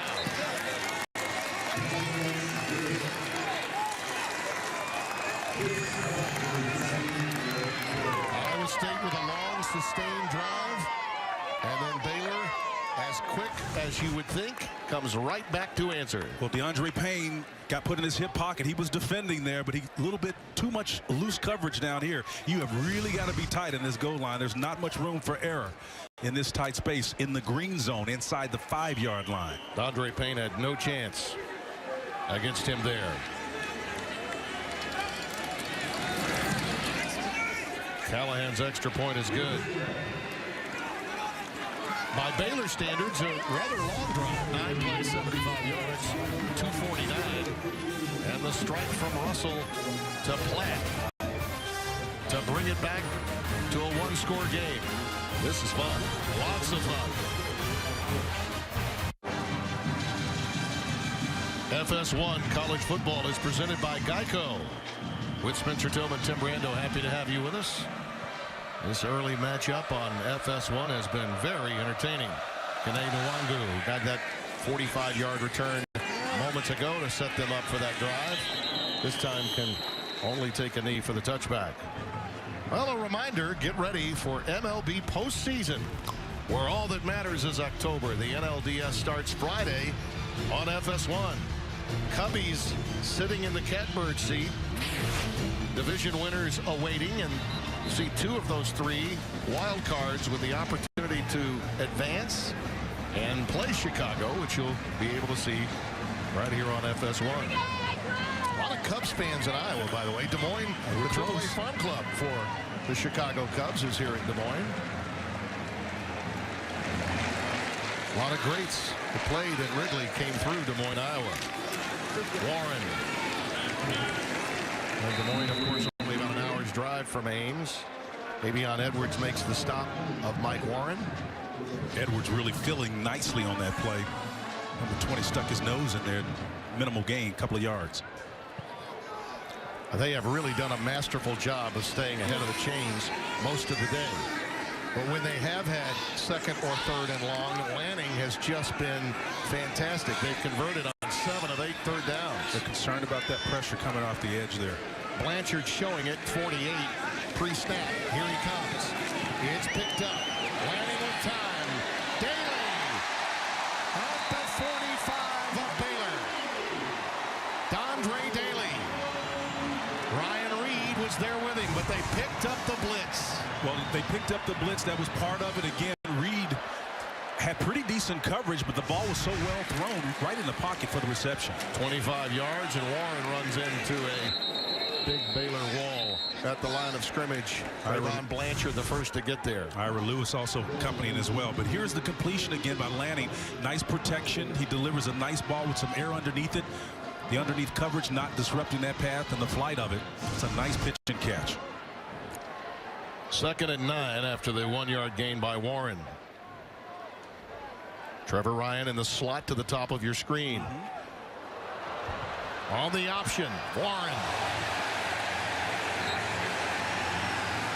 was able to spin out of the early tackle attempt by Ryan Reed and forge ahead to the 41-yard line. Reed was closing quickly. He's great at run support. And Trayvon Blanchard also stuck a hand out there, number 48, tried to reel him in. Flags down. Pre-snap again on 3rd down. Well, Ryan Stewart, man, is a big-time player. I mean, there are certain players, Tim, that have a physicality about them. Snap. Ball start. Number 80. 5-yard penalty.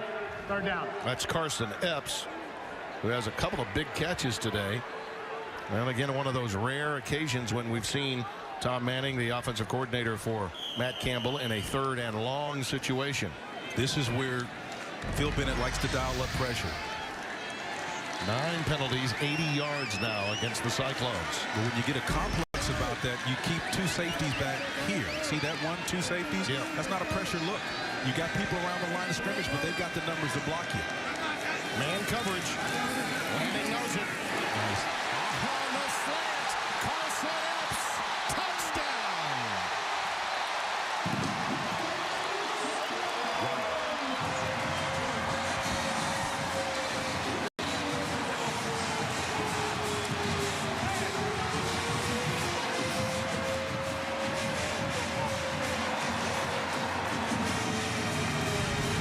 Designed play. The pressure eventually comes from here. You see the slight motion with the quarterback on the slant to get it to Epps and catch it. With that 80, he looks like Jerry Rice in the olden days, streaking for the end zone on the slant route. It's what he does after the catch that separates him in terms of his skill set. Outstanding play, outstanding throw and execution by the quarterback, and Epps paying it off for the score.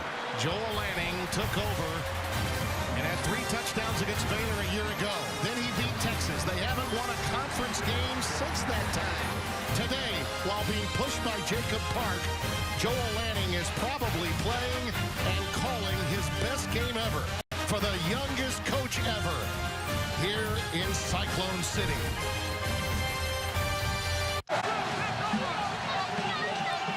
We'd like to welcome those of you that maybe saw our score elsewhere and said, uh-oh, we need to go check this one out.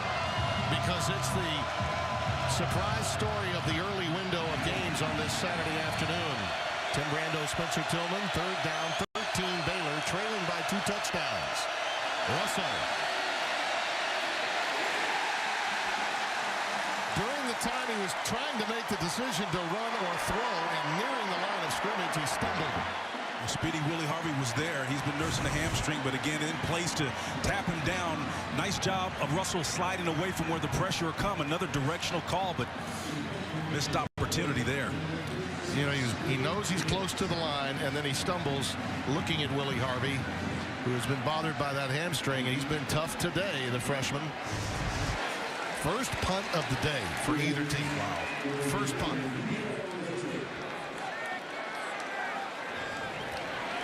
Trevor running back deep, averaging 26 yards per return. That one comes downfield and got a late flag on Baylor. Davion Hall, I think. It was Deshante Jones that took it in. Ryan was deking the Baylor special teams, but Jones took it and had no room to come up with it. He got into the space, and the penalty will go against them. Davion Hall. There is no foul. Receiver never gave a fair catch signal. Wow. First down. Well, you know what?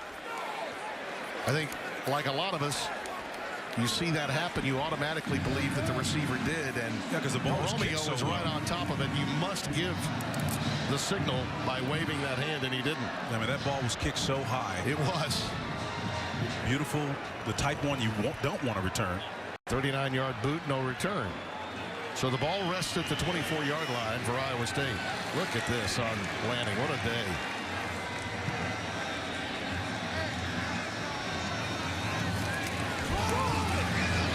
Only one incompletion. He hands off to Warren this time. Again, he gets so many yards after the initial contact. Ira Lewis, 97, the first to get there.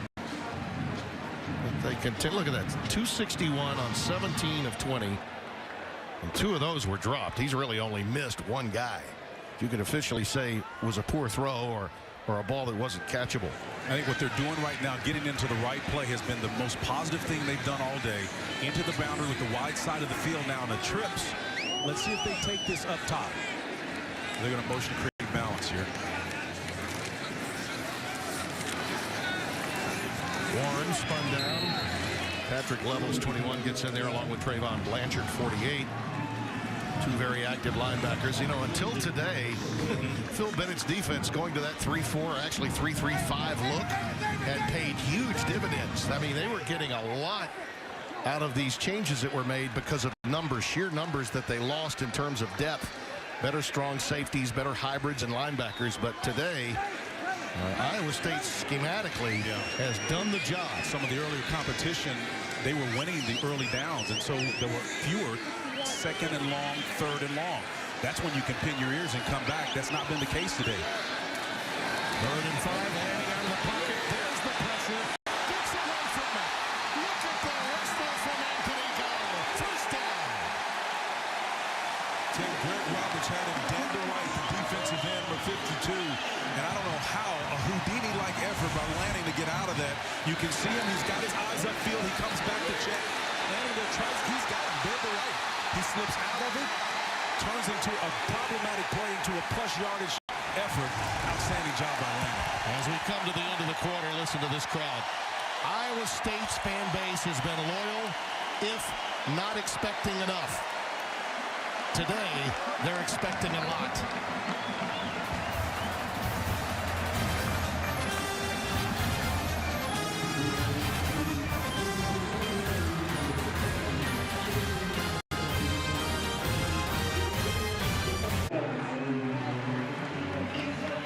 FS1 College Football is presented by Geico. And during the break to the 4th quarter, that Neil Diamond hit Sweet Caroline with that ad-lib from all the fans. So far, Spencer, they've been so good, so good.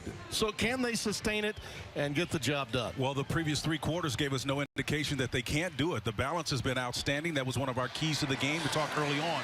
197 rushing, 261 passing. That balance has kept Baylor at bay. Yes, Baylor's been able to score, but I tell you, Cyclones have been able to answer each occasion. Well, this kid, Joel Lanning, is some lathered up. And all he wants to do is finish the day and get another conference win. Would be the second conference win that he's engineered. He started the game against Texas after taking over during the Baylor game last year. That snap was low.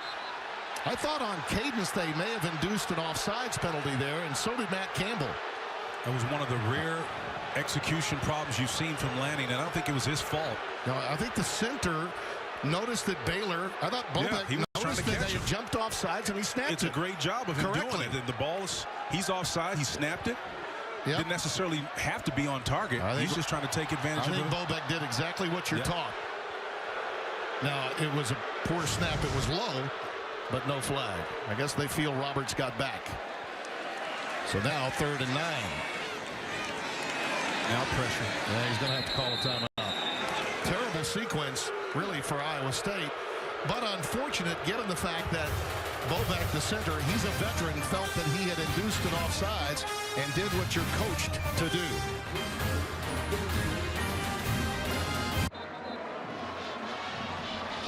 (42-28) our score. Iowa State with the lead. And let's take a look at the Nissan Heisman watch, Spencer. And boy, the job by the Washington defense certainly corralled one Christian McCaffrey last night. Yeah, Chris Peterson's Huskies really bottled him up. He still had over 200 yards of total production, but you're right, from scrimmage, they nailed him. Pretty much this is not in an order of, in terms of which one is probably more prolific, but Greg Ward is certainly putting up great numbers, and Dumfries as well. So I think maybe he drops off next week. Does Christian McCaffrey, if he has another dismal outing? I'm going to leave him there for now. Lamar Jackson's got that feature matchup at Clemson tonight for Louisville. Landing on 3rd down. Well defended by Baylor. They finally get a stop. Carson Epps was the intended receiver. And 3rd and 9 versus 3rd and 4, much bigger deal. And this will be the first Iowa State punt of the day. Lanning did a nice job of avoiding pressure there, but again, an alternately equal job of creating pressure by Baylor. Colin Downing, I hope he's loose. It's been a while. You're like playing golf without 30 minutes to warm up. Tony Nicholson is back deep. Nicholson, you might recall, fumbled at the 1-yard line on a punt return last week. Atoned for it, though, offensively. That's a beautiful punt by Downing. It was long, and he angled it to the sidelines. 51 yards. And here come the Baylor Bears. And think about Seth Russell, what must be going through his head after his offseason odyssey. It began with the injury, the broken neck in that game. Then the rehab began. Then engaged to be married. She did say yes. He graduated. Yep. And then moved on to his mission trip in Brazil, where he would then find out that Art Briles had been fired.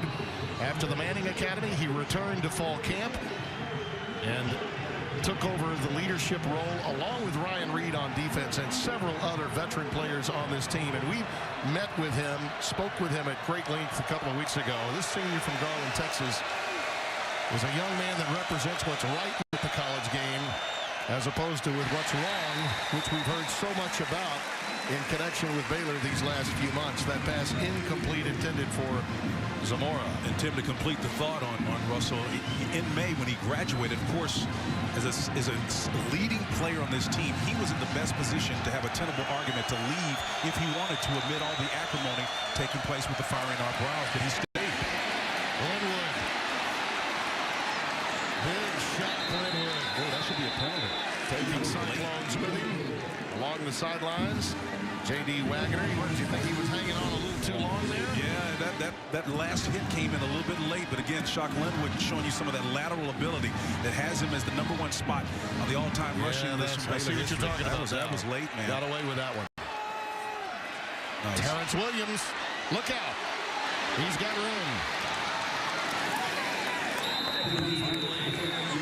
Hauled down at the 38-yard line by Mike Johnson, the freshman from Clearwater, who's been very busy today. One of 3 freshmen to start for this Iowa State defense. Williams on the play fake, and now you see Russell in trouble. Well, he's so resourceful. Now he shoots Prince. Almost caught, too. That was a beautiful maneuver by Russell to stay alive, and then Blake Lynch almost with hands of Velcro to reel it in. We've got a flag down. Kamari Cotton-Moya was back there, number 5 for Iowa State. And I think he's favoring his right arm and asking to come off the field, number 5. Receiver downfield, offense, number 55. 5-yard penalty, first down. Well, losing Cotton-Moya is tough. That was Fuller that got down, number 55, but I think the story there was Lynch doing exactly what he's trained to do, is to go vertical when the formation breaks down or when the coverage breaks down. Get vertical and allow your quarterback, who's got 4.4 speed and maneuverability, to try to make something out of nothing. Think about Russell taking a shot here with trips to the top of your screen. Cotton-Moya out of the game, favoring his right arm on that last play. The post route. Now they go with Linwood. He can get a big play with his legs.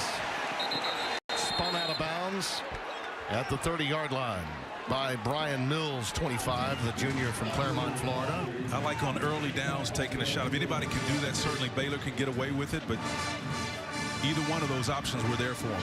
It matters to Iowa State when they lose Kamari Cotton-Moya in their secondary. He is a safety net for them back there. Linwood now 15 carries, 180 yards. Williams has checked in again. Bubble screen actually thrown behind Zamora. And he still makes the play and has a first down. Ushered out at the 16 by Everett Edwards. Watch Zamora. Zamora went down and pulled that ball about the shoelaces like level. a first baseman, it was scooping unbelievable. it. That's a web gem. Yeah.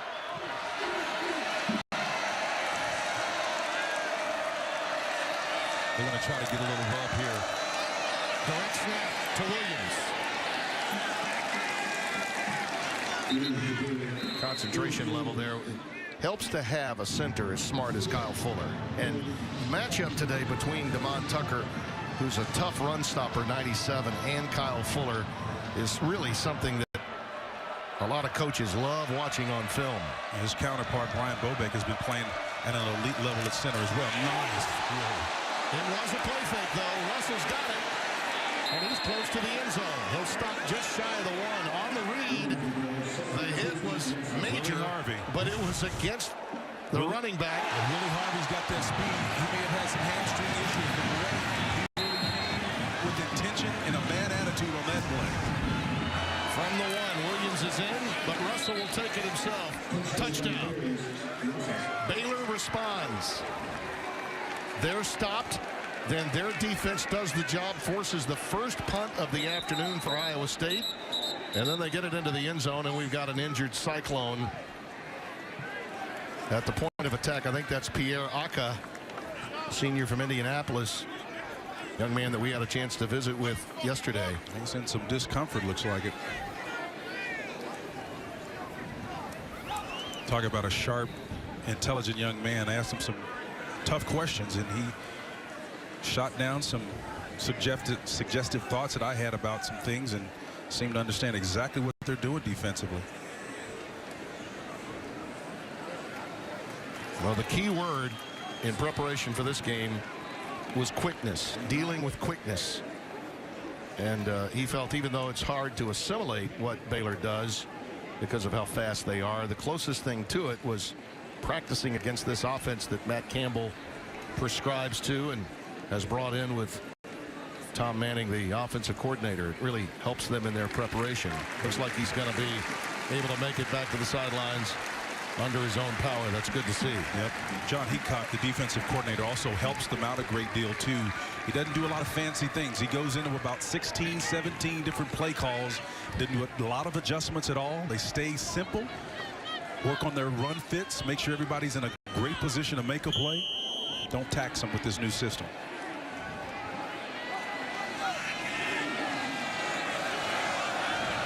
Callahan for the extra point.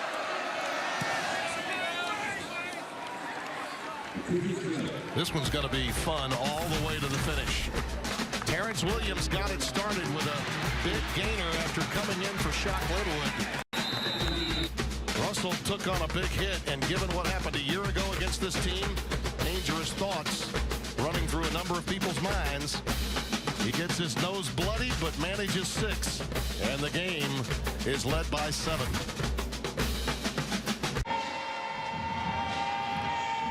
We welcome you back. 42-35 our score. 11:40 remaining. Tim Brando, Spencer Tillman. Here in Ames, Iowa. Jack Trice Stadium. Cyclones looking for their first conference win since they beat Texas when you and I were here back in late October. Coming back to those nice tones of Adele in the background. If you heard that, if you didn't know. I love the fact that you appreciate big band music and Adele. That kick is fumbled. Nwangu fumbled it, lost his balance coming out. And it's these kinds of things that happen to teams that historically have trouble in game situations, big game situations. Let's get a quick game break from Greg Wolf in Los Angeles. Fourth quarter, Tim Spencer, back to you. All right, thank you, Greg. And that score holds up. It's going to be a very difficult week or two leading into the Red River rivalry, possibly for both Oklahoma and Texas, considering where we are in the Big 12. By the way, the young man that's down on the field, we're going to pay this off as you look at what happened to Kene Nwangu. He literally just was laid on the ball, and that's going to give them poor field position. McMillan got hurt, though. The young man's a reserve linebacker. He is the son of Bobby McMillan, who was an outstanding Arena League football player. As a matter of fact, an Arena League Hall of Famer. Went on to do some coaching, played for the Arizona team, and this kid's just a freshman out of Naperville, Illinois, and I feel for the young man and for his dad, because I know he's here. Yeah, he can't put much weight on that, so we'll say a word for him. It's a tough one. But again, as we were talking about going to break for that update from Greg Wolf, this is exactly what happens to teams that traditionally can't get over the hump. You have a lead, you have a chance to step on the jugular, then you, for the first time, don't convert on a 3rd down, then you give up the touchdown and almost give the ball up in special teams, and now the poorest field position of the day from the 10-yard line for them. See if Lanning is up to it. He's had a special afternoon. Ahead for 3, maybe 4. And this is a club that has a very long losing streak against ranked opponents. Yeah, but Tim, dreams have died here before. If you remember, the Cyclones knocked off Oklahoma State, ended their run at a national championship opportunity 2011. Yep. And allowed Alabama a rematch against LSU that year for the BCS title. Lanning. About 3 yards shy of a first down. They are going to need a play that works here. And it appears that we've got a Baylor Barrett down on the field, too, slow to get up. That's Ira Lewis. He did get to his feet, though. No timeout will be taken. I think it's having an impact on their substitution pattern, too. Guys were about to come in, and then they quickly ran off. This is a huge 3rd down. Huge 3rd down here. Play of the game, really, in a lot of respects. As quickly as Baylor can score. 3rd and 3. Pass is thrown behind Carson Epps and incomplete. So now you're going to have to boot it away, give Baylor great field position for an opportunity to tie this game. There's always an inflection point in a close game like this between teams that can score. This may be it. He had pressure, did Lanning, off the opposite side. He went to the field side to try to create a play. The ball was just off the target, blowing away. Ever since Iowa State went up 14-0, you see Baylor only 0 if they give it up in the 4th quarter, and that's what they're looking to do here under Phil Bennett. But ever since we were 14-0, Spencer, we were back and forth. All the teams did were counting one another with touchdown scoring drives. Another beautiful boot by Downing, all the way down to the 16-yard line, and they really needed it there. That's a 66-yard boot by the junior from Whitefish Bay, Wisconsin. Some matchup in the Big 12. As advertised and better.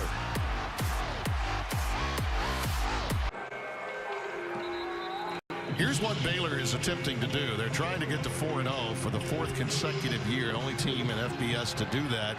But they're trailing by a touchdown. And that last punt from Downing took Iowa State from having the ball at their own 17 to Baylor having the ball at their own 16. That was so huge. Oh, it was big. Chuck Linwood is the lone setback on 1st and 10 for Seth Russell and company. Little teacup formation on the numbers.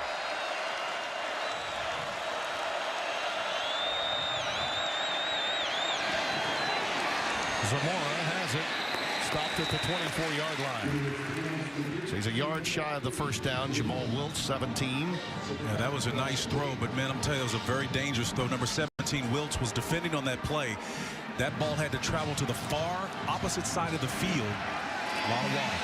Linwood dodging would-be tackler after would-be tackler.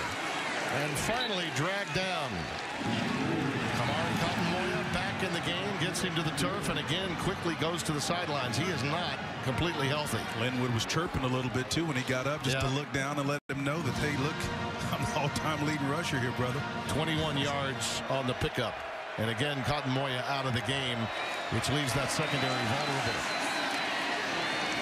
Shot Linwood just shy of midfield. We've seen such a mix of Linwood on power runs. This is the previous play. Nice job of inside zone, making one miss in open field, making another miss there. Just an outstanding job of him in open space. DeAndre Payne, you can see the eyes. The eyes go the opposite direction of where he wants to go. 204 total rushing yards there. 5'9" from Linden, Texas, and he's got a lot of bounce. 2nd down and 7.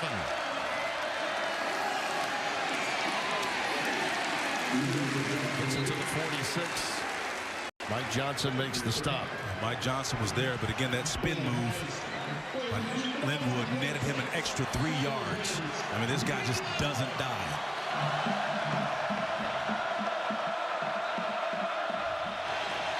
Third and 2. Beautiful cutback. It's as if right now Russell and Linwood are just putting the team collectively on their shoulder pads, and on occasion when Williams comes in, once Linwood has had about 2 or 3 carries in a row, those fresh legs and the tough yards he can get, 22s, just as impressive. Fuller and company did a nice job of blocking for him there on that last play. It's a total team effort. Now they're content to get the call from the sideline and make sure they're efficient on this drive as they seek to tie it up. We begin to wonder if Iowa State's defense is gassed just a little, running and chasing the way they are here. Williams trying to bounce out, not this time. A lot of red jerseys there. Justin Thomas among others. Tim, I think you're making a great point, coming off 101 plays that they had to defend last week, and then what they're dealing with right now, a team that's matched them physically. It's a combination of those two. A lot of snaps, a lot of physical play, something they're not used to. Well, it's just so effortless at times for Baylor to score. You feel like your guys really have to work hard. And even though Terrence Williams taking quite a few licks to get where he goes, Baylor scores so quickly, it's almost as if they're not having to work as hard. Johnson and Edwards collaborate on the stop that time of Terrence Williams. 3rd down again and 1. Williams pops it. Hello. And goodbye. Stopped by DeAndre Payne. It appeared he was going to go all the way, and Payne saved the touchdown. Terrence Williams, 6'1", 220 pounds. Doesn't have the breakaway speed, but you can see the combination of the two for a huge gain there. Williams again. Just powering it there. Willie Harvey makes the stop. Again, just an inside zone read. Everybody's matched up extremely well. Kyle Fuller, excellent job of shielding his guy to let him break through for the extra yards. Nice job of diagnosing where to run. Oh, it was wide open. 119 on 14 carries now for Terrence Williams. Pretty good day at the office for him, too.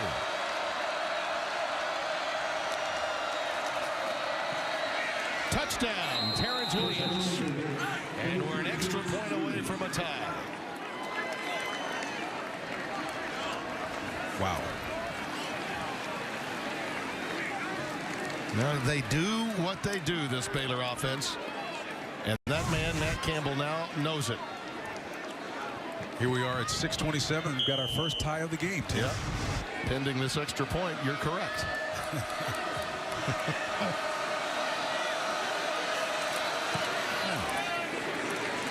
Great combination today. And you know, Jermichael Hasty had 105 against Rice. Today, 10 carries, 84 yards. On this drive alone, Baylor gets the job done. Both of these guys are eclipsing 170. Could have 200 plus each.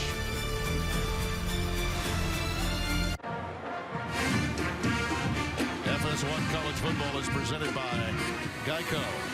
I want to correct something quickly. We were mentioning the only FBS team to get off to 4-0 starts in each of the past 4 years.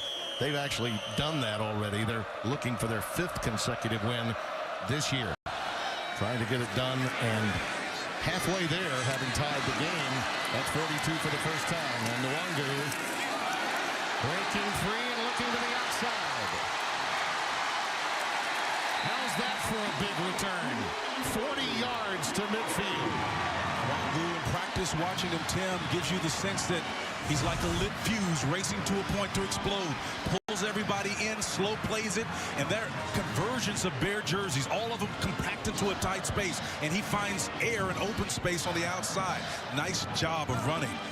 Put his team in a very favorable field position to even. Yeah, they really needed it because they were running on fumes, I think, the last 2 drives, particularly starting at the 10-yard line. In their last sequence, he atones for really stumbling and fumbling the ball and having to recover it at his 10-yard line the last time out. Mike Warren is the lone setback. Trevor Ryan in the slot to the bottom of your screen, and it's one. Spun down at the 47-yard line of Baylor. Taylor Young, the first to get there. Yeah, Young among a whole group of Bears that are kind of crowding the line of scrimmage, getting a little bit more aggressive as a down Cyclone at about the 45-yard line. That's Patrick Scoggins, 53, the left guard. Actually played right guard to start today. They switched spots. He and Brian Shetta. He's already got some. Looks like it might be cramps the way they're looking at that leg, but you never know. He's got knee braces on both legs already. So you don't want to speculate, but when they stretch it out like that, you wonder sometimes because they're having to go so fast and trying to get so many plays in.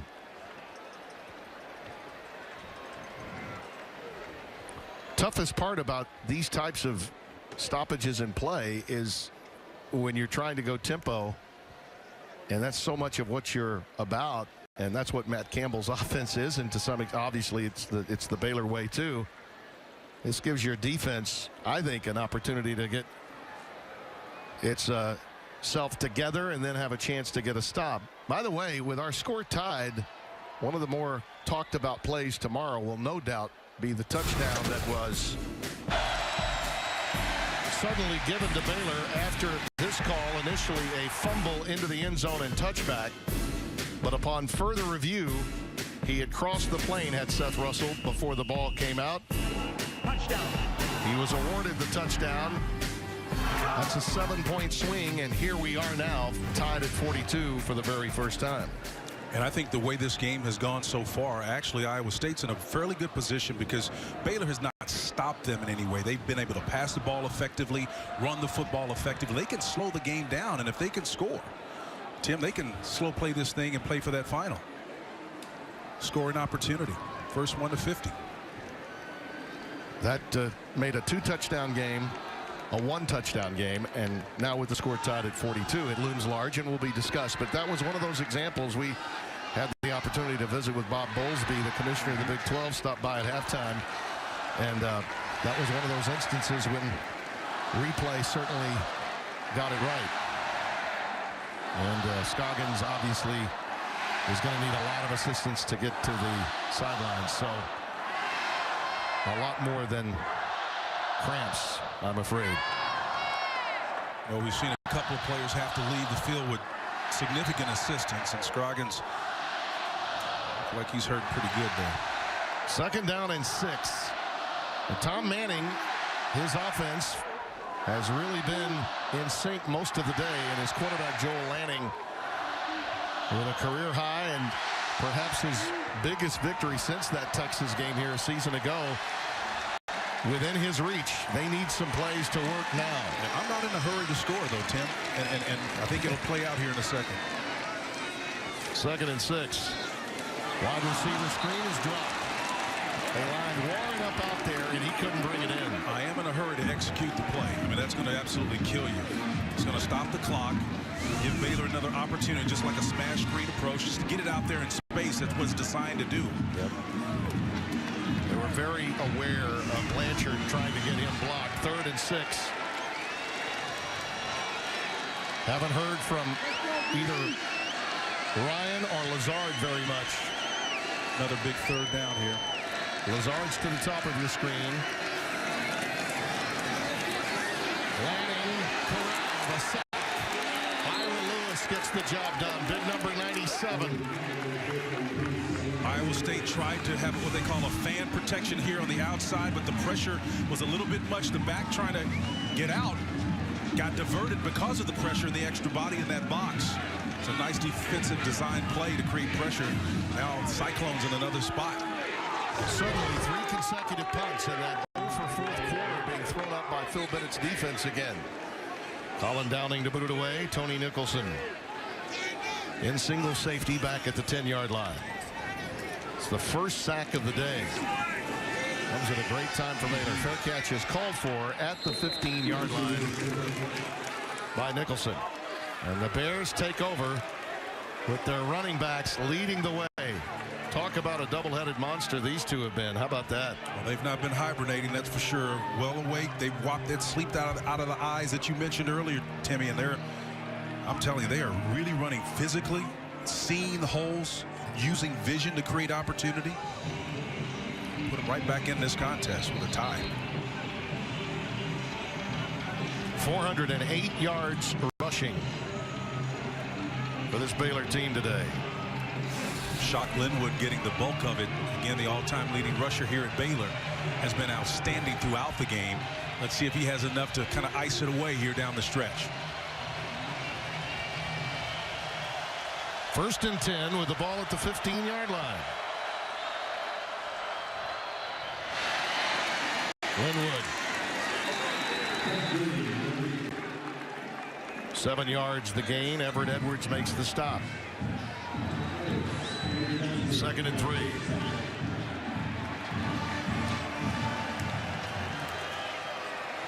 Linwood again. Great defensive work by Iowa State that time. Regan Northrup, who you mentioned at the very outset of our show. He and Andre Payne made the stop. Bears have never led. They only tied the game for the first time moments ago. 3rd and less than a yard.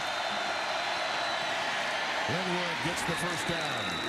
Ahead to the 28, maybe the 29, in the arms of Northrup again.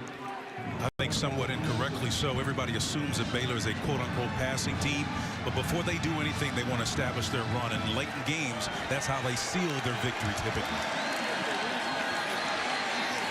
Look at the protection of the Lynch on an open crossing pattern. Decided not to use him. Now he scampers to the sideline and is out at the 43-yard line. We have Blake Lynch wide open, and I think he looked at it and said, you know, I think I can get more than that with my legs, and so he just set sail for the sideline. 16 yards on the pickup. Jamal Willis is back there in coverage, number 17, and I'm not sure exactly what Seth saw, but he was there.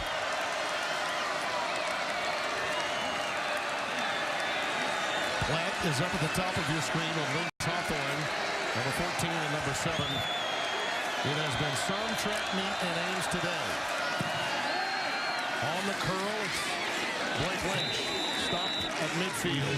DeAndre Payne did a nice job of closing to keep the damage minimal, but again, another completion by Blake. Set to Blake Lynch. Moving the chains. And down the burn here. Nice. Williams looking to pop it. Gets it to the 45-yard line. You know, we've got a lot of penalties in this game, but no turnovers. Near turnovers, but no turnovers. And you keep thinking, how does Iowa State get a stop? Well, they may need a little help in getting that stop at the stage. They need to get personnel matched up and lined up right now. They got too many men out here. Williams, he was the play fake. Nothing doing for Russell. Willie Harvey makes the play. Well, they get a negative play on first down, and that's the first Iowa State sack of the afternoon. 6'2", 225 from Hastings, Florida, known for his speed and quickness. He shows it on that play and sacks Seth Russell. That's a negative play. And now he's offside. Yes. Harvey offside. It's a free play for Russell. Zamora's got it. And he's bumped out of bounds at the 34-yard line by Jamal Wilkes. Yeah, Kane Sealy made him play for it as well. Kane Sealy came screaming, number 29 off that edge. And it's a free play, as you pointed out, but... Offside, defense. Number 7 in the neutral zone at the snap. That foul decline is on the play, first down. Free, but Russell played dearly. Yeah, he did. A shoulder shot there, drives him into the turf.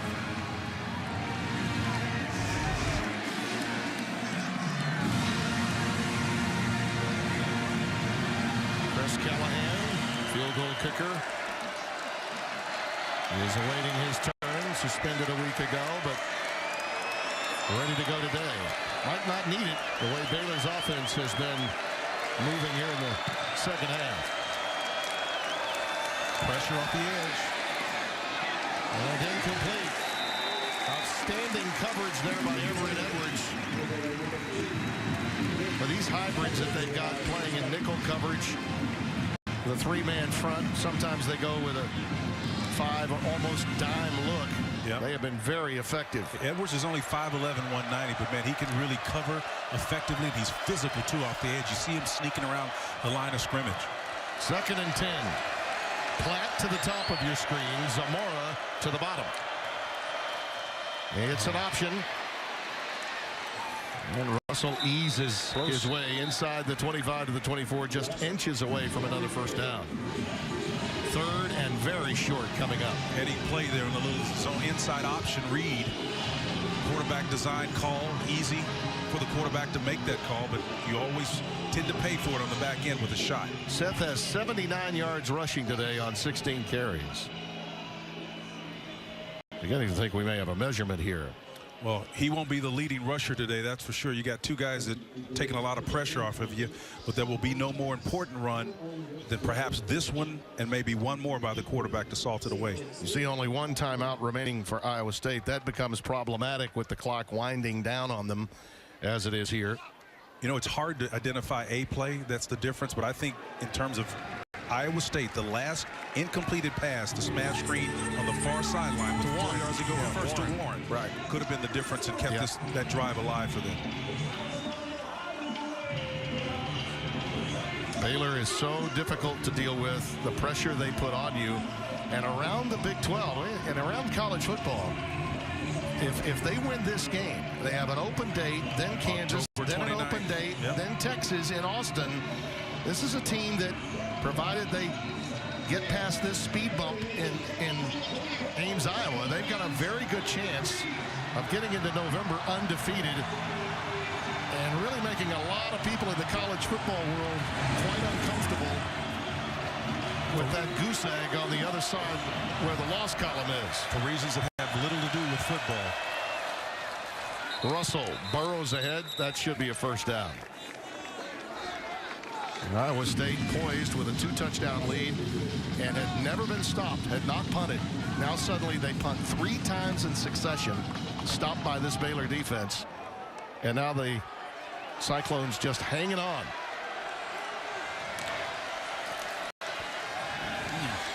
Looking long for Lynch. It was there. It was just a little overthrown. I don't know, he got rid of that ball, but Spencer Benton was in his face, number 46, and you can see he had his hand up in the air. And Russell just heaved it up there, man. It's been an impressive 4th quarter. 235 yards for Baylor versus 7 for Iowa State. Got some confusion in that offensive line, getting everyone lined up for Baylor here. 2nd and 10. Precious time coming off that clock for Iowa State. He can escape. Yes, he can. He's got nothing but green grass ahead of him. He settles in at the 15-yard line. That's 2 yards shy of a first down. So another 3rd and short coming up for Baylor here. Iowa State is going to have to be counterintuitive when they work to the wide side of the field. They almost have to do the opposite with their releases up front. Because Seth is going to burn.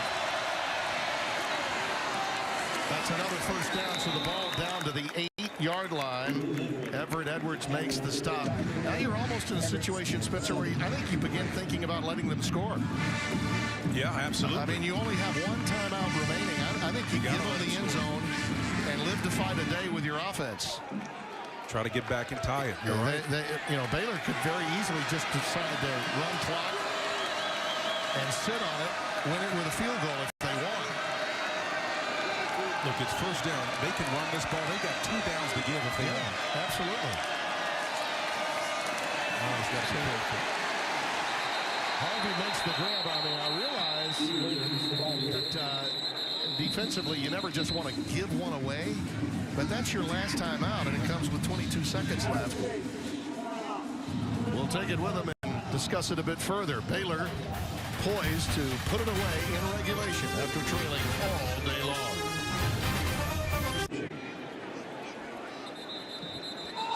It has been anything but artistic for Baylor today, but their greatness of offense has been called upon, and yet again they've answered the bell, Spencer, as teams with great tradition and branding do. Matt Campbell and his club on the learning curve in his first year, but again, you look at circumstances, time and score. You got to let them score, Tim. I think you got to let them in. You got to. Mike Holmgren did it in the Super Bowl. Absolutely. So Two plays ago, they needed to let them score. Yeah, absolutely, because your only chance now to extend the game is going to be with your offense. Your defense cannot get a stop. Listen, Matt Campbell's going to be a superstar. There's no question about it. He has the right plan. He has the right temperament, the energy, everything to be an elite coach. But in game, coaching decisions have been the bugaboo for them this year. Yeah, they had to use the last timeout. Now they hand it off to Linwood. Shot dragging Cyclones with him, gets it down to the 4. I guess now you just hope against hope that you can get a block on a potential field goal situation when and if that comes up. Baylor takes a timeout. Callahan, by the way, is 5 of 7 this year on field goals if he's needed.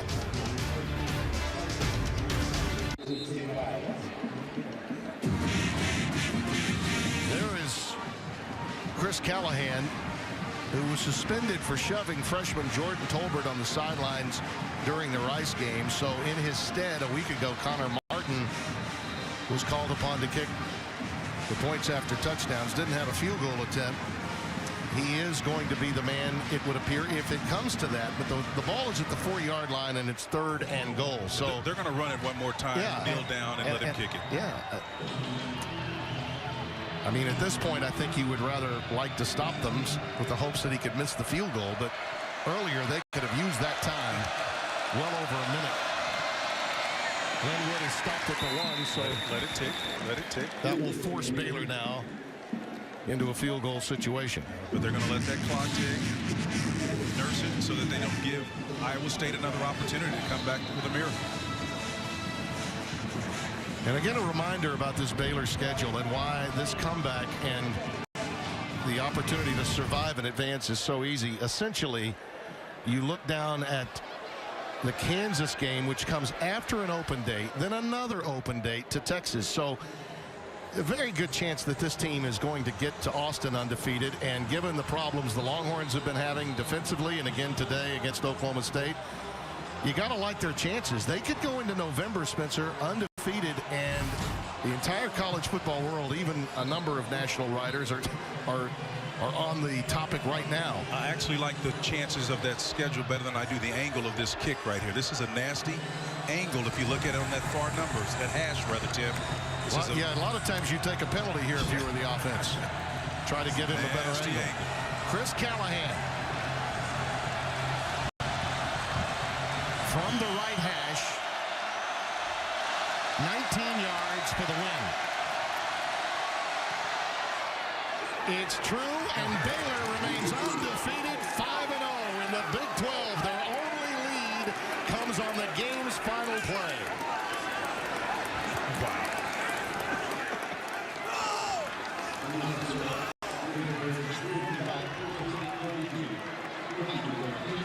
That's what it's all about. When you are a brand name, you find a way. And that's what Seth Russell, with the great help of Shock Linwood and Terrence Williams, that tandem of running backs, were able to do, coming from 2 touchdowns back to win this game. And Phil Bennett letting, as well as Jim Grove, letting the 36-year-old head coach from Massillon, Ohio, know how much he respects the job they did against his defense today. And Matt Campbell, head coach of Iowa State University, is sucking all of that experience up right there. He respects Jim Grove. He's going to be a superstar in the future. No problem. A slight draw.